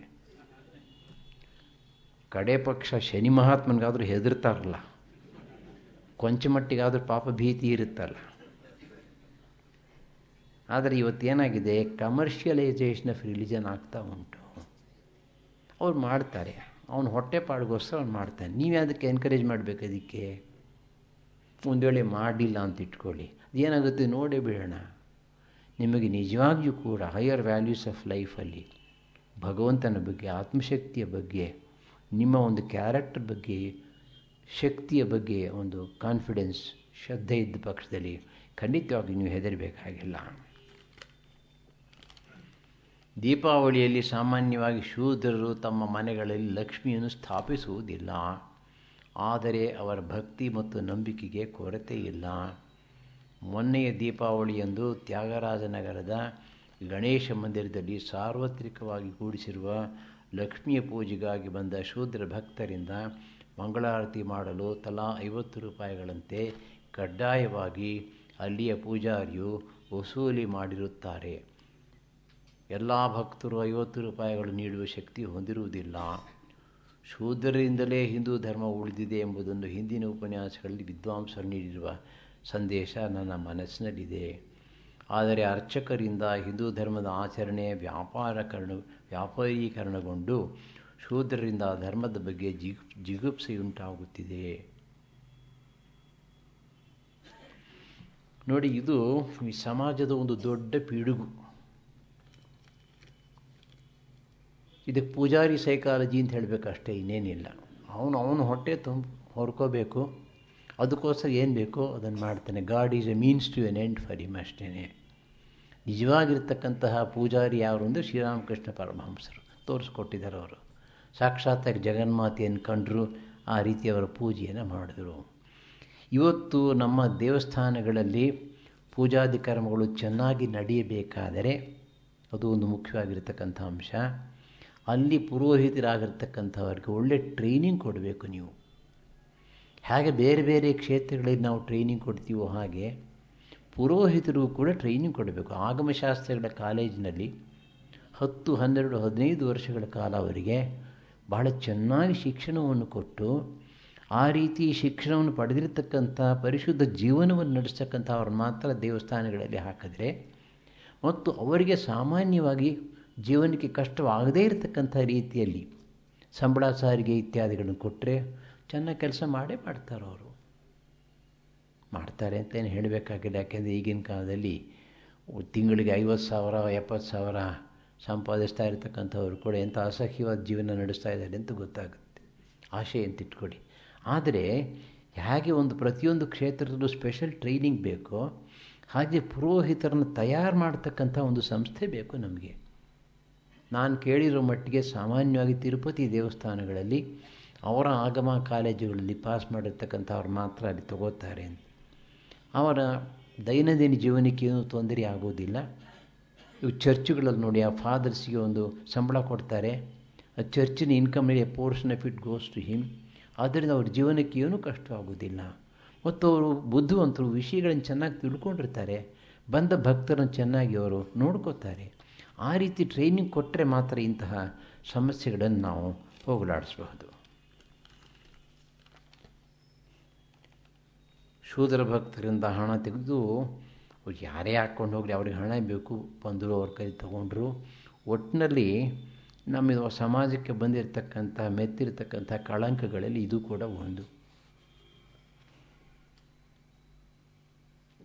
ಹಿಂದೂ ಧರ್ಮದ ಮೂಲ ಬೇರಾದ ಮಾತಾಪಿತೃಗಳ ಸೇವೆಯನ್ನು ಕಡೆಗಣಿಸಿ ಮಕ್ಕಳು ತಂದೆ ತಾಯಿಯರನ್ನು ವೃದ್ಧಾಶ್ರಮಗಳಿಗೆ ಸೇರಿಸಿ ಅವರ ಮರಣಾನಂತರ ಅವರ ಉತ್ತರ ಕ್ರಿಯಾದಿಗಳನ್ನು ಅದ್ಧೂರಿಯಾಗಿ ಆಚರಿಸುವ ಪುತ್ರರ ಬಗ್ಗೆ ತಮ್ಮ ಅಮೂಲ್ಯ ಸಂದೇಶವನ್ನು ನೀಡುವಂತೆ ಪ್ರಾರ್ಥನೆ. 1982ನೇ ಇಸ್ವಿ ಅಂತ ಕಾಣುತ್ತೆ. ನಾನು ಮೈಸೂರಿನಲ್ಲಿದ್ದೆ. ಬೆಂಗಳೂರಿನ ಮೊಟ್ಟ ಮೊದಲನೇ ವೃದ್ಧಾಶ್ರಮಕ್ಕೆ ಶಂಕುಸ್ಥಾಪನೆ ಮಾಡಲಿಕ್ಕೆ ನಾನು ಕರೆದಿದ್ದರು.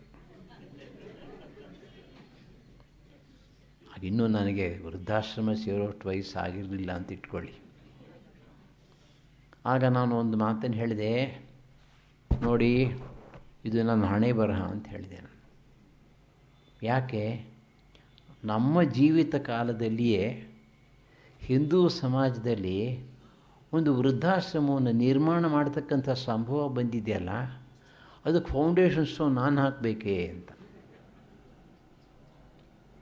ನಾವು ನೋಡಿದ ಹಾಗೆ ಹಿಂದಿನ ಕಾಲದಲ್ಲಿ 50, 60, 70 ವರ್ಷಗಳ ಕೆಳಗೆ ತಂದೆ ತಾಯಿಯರನ್ನ ತುಂಬ ಪ್ರೀತಿ ವಿಶ್ವಾಸದಿಂದ ಮಕ್ಕಳು ನೋಡ್ಕೋತಾ ಇದ್ರು. ಇವತ್ತಿಗೂ ಇದ್ದಾರೆ ಆ ಥರದ್ದು, ಇಲ್ಲ ಅಂತ ಹೇಳ್ತಾ ಇಲ್ಲ. 78ನೇ ಇಸ್ವಿಯಲ್ಲಿ ಇಂಡಿಯನ್ ಎಕ್ಸ್ಪ್ರೆಸ್ನಲ್ಲಿ ಒಂದು ರಿಪೋರ್ಟ್ ಬಂದಿತ್ತು. ಮೈಸೂರಿನಿಂದ 3 ಜನ ಮಹಿಳೆಯರು ಅಮೇರಿಕಕ್ಕೆ ಹೋಗಿದ್ದಾರೆ. ಅವ್ರ ಮಕ್ಕಳಲ್ಲಿದ್ದಾರೆ. ಯಾವುದೋ ಒಂದು ಡಿಪಾರ್ಟ್ಮೆಂಟಲ್ ಸ್ಟೋರ್ ಸೂಪರ್ ಮಾರ್ಕೆಟಲ್ಲಿ ಓಡಾಡ್ತಾ ಇದ್ದಾರೆ. ಅಲ್ಲಿ 2 ಅಮೇರಿಕನ್ ಮಹಿಳೆಯರು ವಯಸ್ಸಾದವರು ಸಿಕ್ಕಿದ್ದಾರೆ. ಹೀಗೆ ಮಾತಾಡ್ತಾ ಅವ್ರು ಕೇಳಿದ್ರಂತೆ, ನೀವೆಲ್ಲಿದ್ದೀರಿ ಅಂತ. ನಮ್ಮ 3 ಜನ ಮಕ್ಕಳಿದ್ದಾರೆ. ಒಬ್ಬೊಬ್ಬ ಮಗನ ಹತ್ರ 3 ತಿಂಗಳು 2 ತಿಂಗಳು ಇರ್ತೀವಿ. There is a competition among our children to keep us ಅಂತ. ಅವ್ರು ಗೊಳೋ ಅಂತ ಅಳ್ಳಿಕ್ಕೆ ಶುರು ಮಾಡಿದ್ರಂತೆ. ಅವ್ರಿಗಿದು ನ್ಯೂಸ್. ಅವ್ರಿಗೆ ಮಕ್ಕಳು ತಂದೆ ತಾಯಿಯರನ್ನು ಪ್ರೀತಿಸಿಬಿಟ್ಟು ತಮ್ಮ ಮನೆಗೆ ಬನ್ನಿ ಅಂತ ಕರೆದಿಟ್ಕೊಂಡು ನೋಡ್ಕೋತಾರ. ಅದೇ ಒಂದು ಅದ್ಭುತ. 8th wonder of the world. ಅಂತಹ ಒಂದು ಸಮಾಜ ನಿರ್ಮಾಣ ಆಗಿದೆ. ನಾವು ಅದನ್ನು ಕಣ್ಣು ಮುಚ್ಚಿಕೊಂಡು ಅನುಕರಿಸ್ತಾ ಇದ್ದೇವೆ. ಇದು ಬರೆದಿರ್ತಕ್ಕಂಥದ್ದು ಅಕ್ಷರಶಃ ಸತ್ಯ. ಇದಕ್ಕೆಲ್ಲ ಕಾರಣ ಏನು ಅಂತಂದರೆ, ಇವತ್ತು ನಮ್ಮ ಸಮಾಜದಲ್ಲಿ it has become a money centred, pleasure centred society. ಪರಮಹಂಸರು ತುಂಬ ಹಿಂದೆಯೇ ಹೇಳಿಬಿಟ್ರು, ಕಾಮ ಕಾಂಚನ ಇದೆರಡೇ ಈ ಕಲಿಯುಗದಲ್ಲಿ ಇವತ್ತು ಆಳ್ತಾ ಇರ್ತಕ್ಕಂಥದ್ದು. ಆದರೆ ಇವತ್ತಿಗೂ ಕೂಡ ಅನೇಕ ಸಂಸಾರಗಳು, ಜಾಯಿಂಟ್ ಫ್ಯಾಮಿಲೀಸ್ ಇವತ್ತಿಗೂ ಇವೆ. ಹಿರಿಯರನ್ನು ಬಹಳ ಪ್ರೀತಿ ವಿಶ್ವಾಸನ ನೋಡ್ಕೋತಾ ಇದ್ದಾರೆ. ಆ ತರಹ ಸಂಸಾರಗಳು ಉಂಟು. ಆದರೆ ಅವರ ಸಂಖ್ಯೆ ಜಾಸ್ತಿ ಆಗಬೇಕು. ಇಲ್ಲಿ ಇರ್ತಕ್ಕಂಥದ್ದು ಒಂದು ಮುಖ್ಯವಾಗಿರ್ತಕ್ಕಂಥ ಅಂಶ, ಮಕ್ಕಳಿಗೆ ಬೆಳೆಯುವಾಗಲೇ ನಮ್ಮ ಶಿಕ್ಷಣ ಪದ್ಧತಿಯಲ್ಲಿ ಇಂತಹ ಮೌಲ್ಯಗಳನ್ನು ಸೇರಿಸಿಕೊಡ್ಬೇಕಾಗತ್ತೆ. ಸತ್ಯಂ ವದ ಧರ್ಮಂಚರ, ಮಾತೃದೇವೋ ಭವ ಪಿತೃದೇವೋ ಭವ, ಇದನ್ನೆಲ್ಲ ಆಗಲಿಂದಲೇ ಹೇಳ್ಕೊಡ್ಬೇಕು ನಾವು. ಹಾಗೆ ಮನೆಯಲ್ಲಿ ತಂದೆ ತಾಯಿಗಳು ತಮ್ಮ ತಂದೆ ತಾಯಿಗಳನ್ನು ಚೆನ್ನಾಗಿ ನೋಡ್ಕೊಳ್ತಾ ಇದ್ದ ಪಕ್ಷದಲ್ಲಿ ಮಕ್ಕಳು ಅದನ್ನು ನೋಡಿ ಕಲಿತಾರೆ. ಒಟ್ಟಿನಲ್ಲಿ ಇವತ್ತು ಇಡೀ ಹಿಂದೂ ಸಮಾಜ ಒಂದು ರಿಫರ್ಮೇಷನ್ ಆಗಬೇಕು ಅಂತಂದರೆ ನಮ್ಮಿಂದ ನಾವು ಪ್ರಾರಂಭ ಮಾಡ್ಕೋಬೇಕು. ನಮ್ಮ ಧರ್ಮದ ವಿಷಯವನ್ನು ಚೆನ್ನಾಗಿ ತಿಳ್ಕೊಳ್ಳೋಣ, ತಿಳ್ಕೊಂಡಿದ್ದನ್ನು ಆಚರಣೆಗೆ ತರೋ ಪ್ರಯತ್ನ ಪಡೋಣ ಮತ್ತು ಇತರರಿಗೂ ಕೂಡ ಅದನ್ನು ತಿಳಿಸಲಿಕ್ಕೆ ಪ್ರಯತ್ನ ಪಡೋಣ. ಇನ್ನೇನಾದರೂ ಪ್ರಶ್ನೆಗಳಿದೆಯಾ? ಬಂದಿದ್ದ ಪ್ರಶ್ನೆಗೆ ಉತ್ತರ ಕೊಟ್ಟಿದ್ದೆ ನಾನು.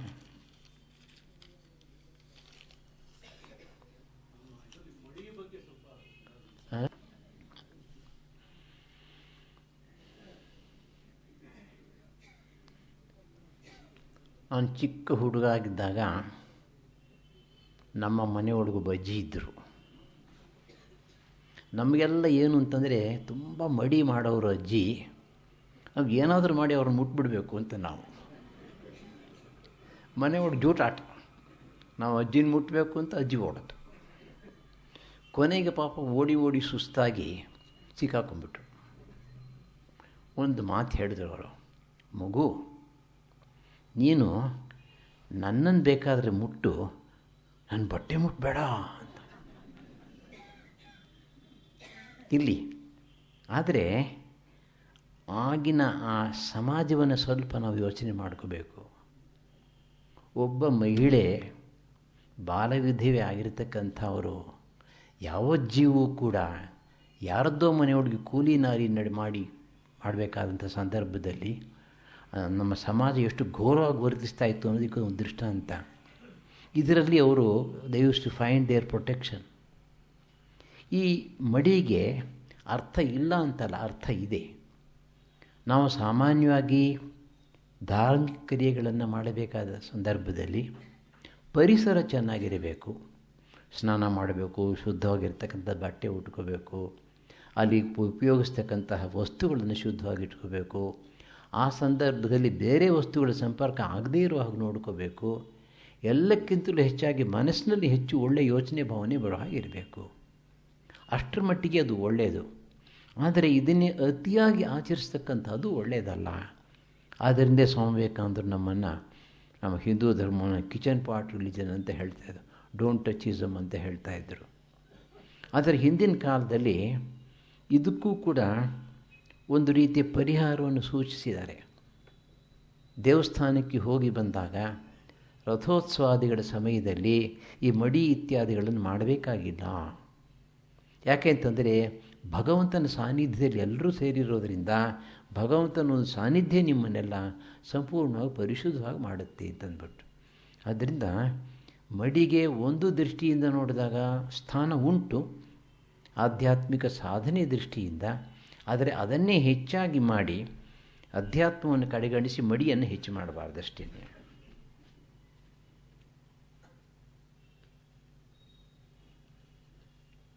What should be the immediate step that has to be taken as to avoid the decline of Hindu Dharma is increasing our Hindu population, one of the solutions for it.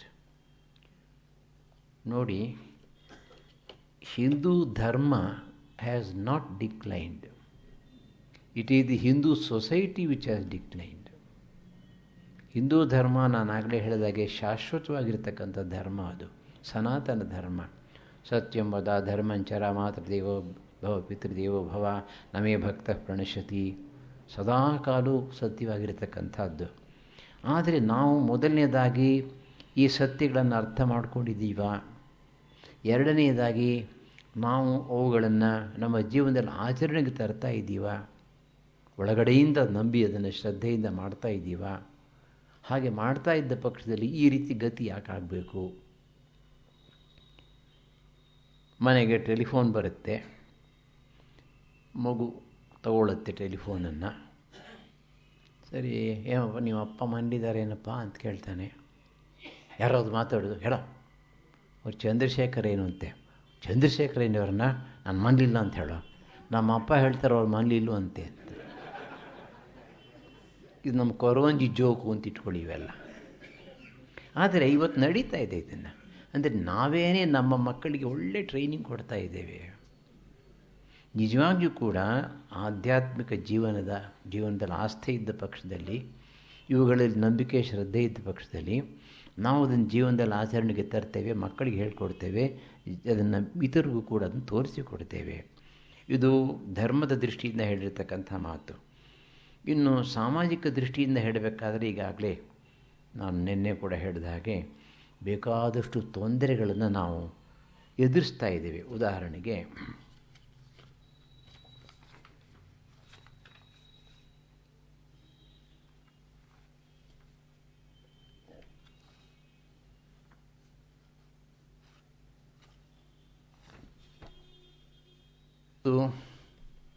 ನಮ್ಮ ಹಿಂದೂ ಸಮಾಜ ಎದುರಿಸ್ತಾ ಇರತಕ್ಕಂಥ ಸಮಸ್ಯೆಗಳು ಹೊರಗಡೆಯಿಂದ ಒಳಗಡೆಯಿಂದ ಎರಡು ಥರದ ಸಮಸ್ಯೆ ಇದೆ.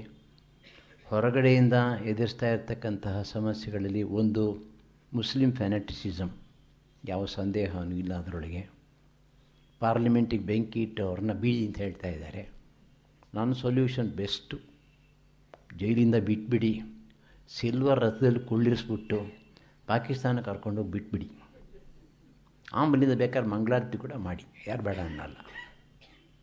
ಇನ್ನು ಎರಡನೇದು, ಈ Christian churches, churchianity. Why a Hindu believes in Christ but rejects churchianity ಅಂತ ಅಭೇದಾನಂದರು ಹೇಳಿದರು. ಕನ್ವರ್ಷನ್ನು. ಇವಾಗ ಒಬ್ಬ ಹಿಂದೂ ಬೌದ್ಧನಾದರೆ, ಜೈನನಾದರೆ, ಸಿಖ್ ಆದರೆ ನಾವು ತಲೆ ಕೆಡಿಸ್ಕೊಳ್ಳೋದೇ ಇಲ್ಲ. ಅವನು ಮುಸ್ಲಿಮ್ ಆದರೆ, ಕ್ರಿಶ್ಚಿಯನ್ ಆದರೆ ಭಯಂಕರ. ಕಾರಣ ಏನಿದೆ? They become anti national. Entire north east is anti national ನಾವು. You Indian dogs get out of our country ಅಂತ ಬರೆದಿದ್ದಾರೆ. ಇವತ್ತು ಅಸ್ಸಾಂ ನೀವು ಮೇಘಾಲಯಕ್ಕೆ ಹೋದರೆ ಗೋಡೆಗಳ ಮೇಲೆ ಬರೆದಿದ್ದಾರೆ. ಆದ್ದರಿಂದ ಈ ಚರ್ಚಿಯಾನಿಟಿ ಮತ್ತೊಂದು ನಮಗಿರ್ತಕ್ಕಂಥ ಒಂದು ಭಯಂಕರ. ಇನ್ನು ಮೂರನೇದು ನಮ್ಮವರೇ ಒಳಗಡೆ ಇದ್ದು ಬತ್ತಿ ಕೊಡ್ತಕ್ಕಂಥ ಸೆಕ್ಯುಲರ್ ಇಂಟೆಲೆಕ್ಚುಯಲ್ಸು. ಅವರ ಹೆಸರು ಹೇಳಲು ನಿಮಗೆಲ್ಲ ಚೆನ್ನಾಗಿ ಗೊತ್ತಿದೆ. ಮಹಾಪ್ರಭೃತಿಗಳು ಬೇಕಾದಷ್ಟು ಪ್ರೈಜುಗಳನ್ನು ತಗೊಂಡಿದ್ದಾರೆ. ಅದು ಹೆಚ್ಚು ಮಾತನಾಡಲಿಕ್ಕೆ ಇಷ್ಟಪಡಲ್ಲ ನಾನು.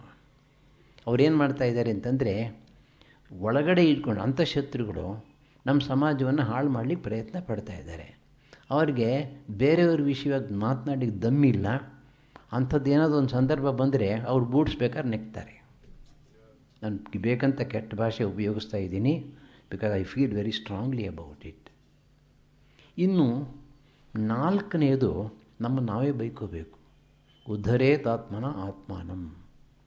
ಎಲ್ಲಿ ತನಕ ನಾವು ಗಟ್ಟಿ ಆಗೋಲ್ವೋ, physically, intellectually, mentally, in faith, ಅಲ್ಲಿ ತನಕ ನಾವು ಬೇರೆಯವ್ರನ್ನ ಬೈದು ಪ್ರಯೋಜನ ಇಲ್ಲ. ಎಲ್ಲೋ ಒಂದು ಕಾರ್ಟೂನ್ ಬರೆದ್ರು ಅಂತಂದ್ಬಿಟ್ಟು ಇಡೀ ಪ್ರಪಂಚದಲ್ಲಿ ಗಲಾಟೆ ಎಬ್ಬಿಸ್ಬಿಟ್ರು. ನೋಡಿ, 1965ನೇ ಇಸ್ವಿ ಅಂತ ಕಾಣುತ್ತೆ.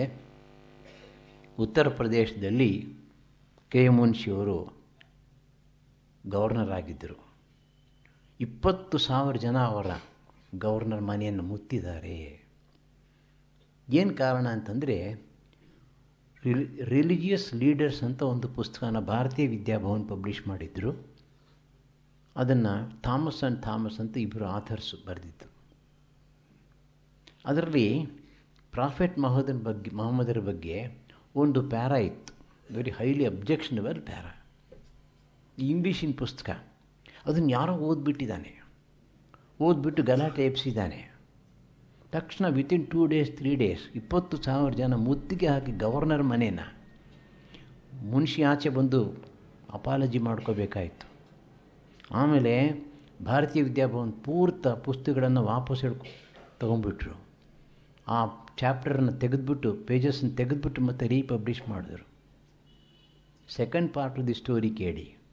ಇವರೊಂದು 4 ಜನ ಡೆಲಿಗೇಷನ್ ಮಾಡಿಕೊಂಡು ಆ್ಯಲನ್ ಆ್ಯಂಡ್ ಅನ್ವಿನ್ ಅಂತ ಒರಿಜಿನಲ್ ಪಬ್ಲಿಷರ್ಸ್ ಅವ್ರ ಹತ್ರ ಹೋದರು ಇಂಗ್ಲೆಂಡ್ನಲ್ಲಿ. ಅವ್ರ ಹತ್ರ ಹೋಗಿ ಗಲಾಟೆ ಮಾಡಿದಾಗ ಅವ್ರ ಮುಖದ ಮೇಲೆ ಹೊಡೆದಾಗ ಬೈದು ಕಳಿಸ್ಬಿಟ್ರು, ಹೋಗಯ್ಯ, ನಮ್ಗೆ ಆ ಸ್ವಾತಂತ್ರ್ಯ ಉಂಟು, ನೀವೇನು ಬೇಕಾದ್ರೂ ಮಾಡ್ಕೊಳ್ಳಿ ಅಂತ. Our writers have every freedom, they have got basis for that ಅಂತ. ಏನು ಬಾಲ ಮುಚ್ಕೊಂಡು ವಾಪಸ್ ಬಂದರು. ಆ ರೀತಿ ನಾವು ಕೂಡ ಮಾಡ್ತು ಅಂತಂದರೆ ಆಗುತ್ತೆ ಕೆಲಸ. ಒಟ್ಟಿನಲ್ಲಿ ಹಿಂದೂ ಸಮಾಜ physical strength, intellectual strength, moral strength, economic strength ಎಲ್ಲ ಬೆಳೆಸ್ಕೊಂಡು ಒಂದು ಯೂನಿಟಿ ಬಂದಾಗ, when we become a force to reckon with, ಆಗ ಯಾರು ನಮ್ಮನ್ನು ಮಾತನಾಡ್ಸೋಕ್ಕೆ ಬರಲ್ಲ. ಅದು ನಮ್ಮ ಕೈನಲ್ಲಿದೆ. ಉದ್ಧರೇತಾತ್ಮನ ಆತ್ಮಾನಂ.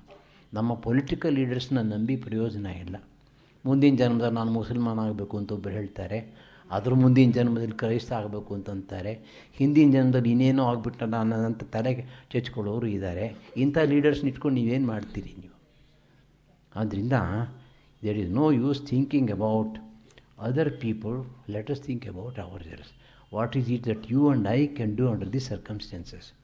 ಇವತ್ತು ಈ ಒಂದು ಜಾಗೃತಿ ಬರ್ತಾ ಇದೆ ಹಿಂದೂ ಸಮಾಜದಲ್ಲಿ. ಬೇಕಾದಷ್ಟು ಒಳ್ಳೊಳ್ಳೆ ಸಂಸ್ಥೆಗಳು ಕೆಲಸ ಮಾಡ್ತಾ ಇವೆ ಈ ದಿಕ್ಕಿನಲ್ಲಿ. ಆದಷ್ಟು ಮಟ್ಟಿಗೆ ನಮ್ಮ ಸಹಾಯವನ್ನು ಈ ಸಂಸ್ಥೆಗಳಿಗೆ ಮಾಡೋಣ. ಎಲ್ಲ ಸಂಸ್ಥೆಗಳು ಆದಷ್ಟು ಮಟ್ಟಿಗೆ ಒಟ್ಟಾಗಿ ಬಂದು ಒಂದೇ ದಿಕ್ಕಿನಲ್ಲಿ ಕೆಲಸ ಮಾಡೋ ಹಾಗೆ ಪ್ರಯತ್ನ ಪಡೋಣ. ಈ ಒಂದು ದಿಕ್ಕಿನಲ್ಲಿ ನಮಗೆ ಭಗವಂತ ಬೇಕಾದಂತಹ ಸ್ಫೂರ್ತಿಯನ್ನು ಕೊಡಲಿ ಅಂತ ಪ್ರಾರ್ಥನೆ ಮಾಡಿಕೊಳ್ಳೋಣ. ನನ್ನನ್ನು ಇಲ್ಲಿಗೆ ಕರೆಸಿ 2 ದಿವಸಗಳ ಉಪನ್ಯಾಸವನ್ನು ಮಾಡಿಸಿ, ಆ ಉಪನ್ಯಾಸವನ್ನು ಕೇಳ್ತಕ್ಕಂಥ ಒಂದು ಪೇಷನ್ಸನ್ನು ನಿಮಗೆ ಕೊಟ್ಟಿದ್ದಕ್ಕಾಗಿ ಭಗವಂತನಿಗೆ ಮತ್ತು ಗೋಖಲೆ ಸಾರ್ವಜನಿಕ ಸಂಸ್ಥೆಗೆ ನನ್ನ ಕೃತಜ್ಞತೆಗಳು.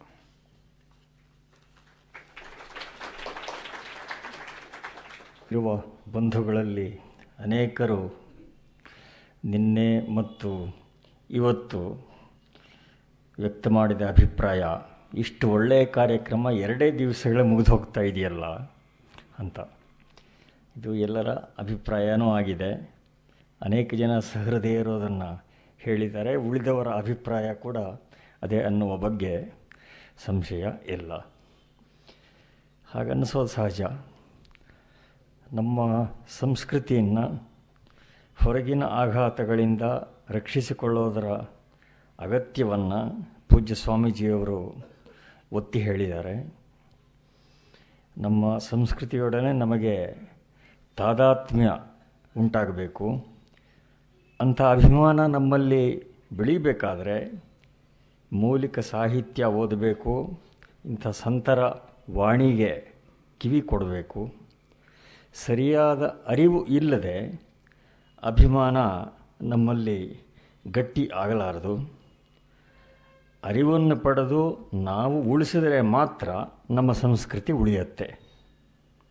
ಅದಕ್ಕೋಸ್ಕರ ಬೇಕಾದ ಜ್ಞಾನ ಪ್ರಸಾರವನ್ನು ಪೂಜ್ಯ ಸ್ವಾಮಿ ಹರ್ಷಾನಂದರಂಥವರು ಅನೇಕರು ನಿರಂತರವಾಗಿ ಮಾಡ್ತಾ ಇದ್ದಾರೆ. ನಾವು ಅದಕ್ಕೆ ಸ್ಪಂದಿಸಬೇಕಷ್ಟೆ. ಹಲವಾರು ಮಾನಸಿಕ ಗೊಂದಲಗಳು, ನಮ್ಮ ಮೇಲೆ ವಿವಿಧ ರೀತಿಯ ಆಘಾತಗಳು ತುಂಬಿರುವ ಇವತ್ತಿನ ಸನ್ನಿವೇಶದಲ್ಲಿ ಪೂಜ್ಯ ಸ್ವಾಮಿ ಹರ್ಷಾನಂದರಂಥ ಸಮಾಜಾಭಿಮುಖ ಸಂತರ ಮಾರ್ಗದರ್ಶನ ನಮಗೆ ದೊರೀತಾ ಇರುವುದಕ್ಕೋಸ್ಕರ ನಾವೆಲ್ಲ ಕೃತಜ್ಞರಾಗಿರಬೇಕಾಗಿದೆ.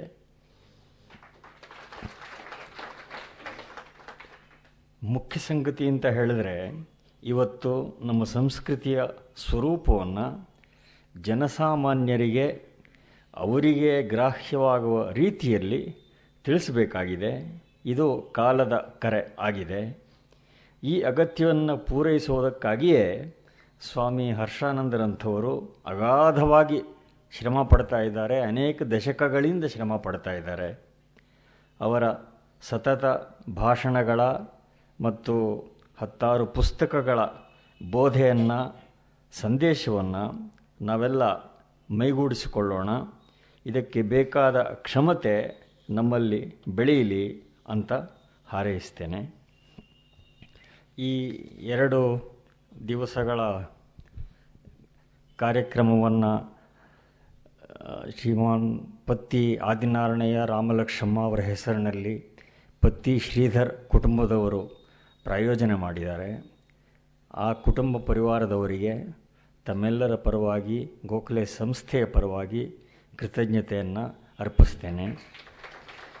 ಈ 2 ದಿವಸ ನಮ್ಮ ಮನಸ್ಸಿನಲ್ಲಿ ದೀರ್ಘಕಾಲ ಉಳಿಯುವಂಥ ಉದ್ಬೋಧನೆ ಮಾಡಿದ್ದಕ್ಕೋಸ್ಕರ ಪೂಜ್ಯ ಸ್ವಾಮಿ ಹರ್ಷಾನಂದಜಿ ಮಹಾರಾಜ್ ಅವರಿಗೆ ತಮ್ಮೆಲ್ಲರ ಪರವಾಗಿ, ಸಂಸ್ಥೆಯ ಪರವಾಗಿ ಪ್ರಣಾಮಗಳನ್ನು ಸಲ್ಲಿಸ್ತೇನೆ.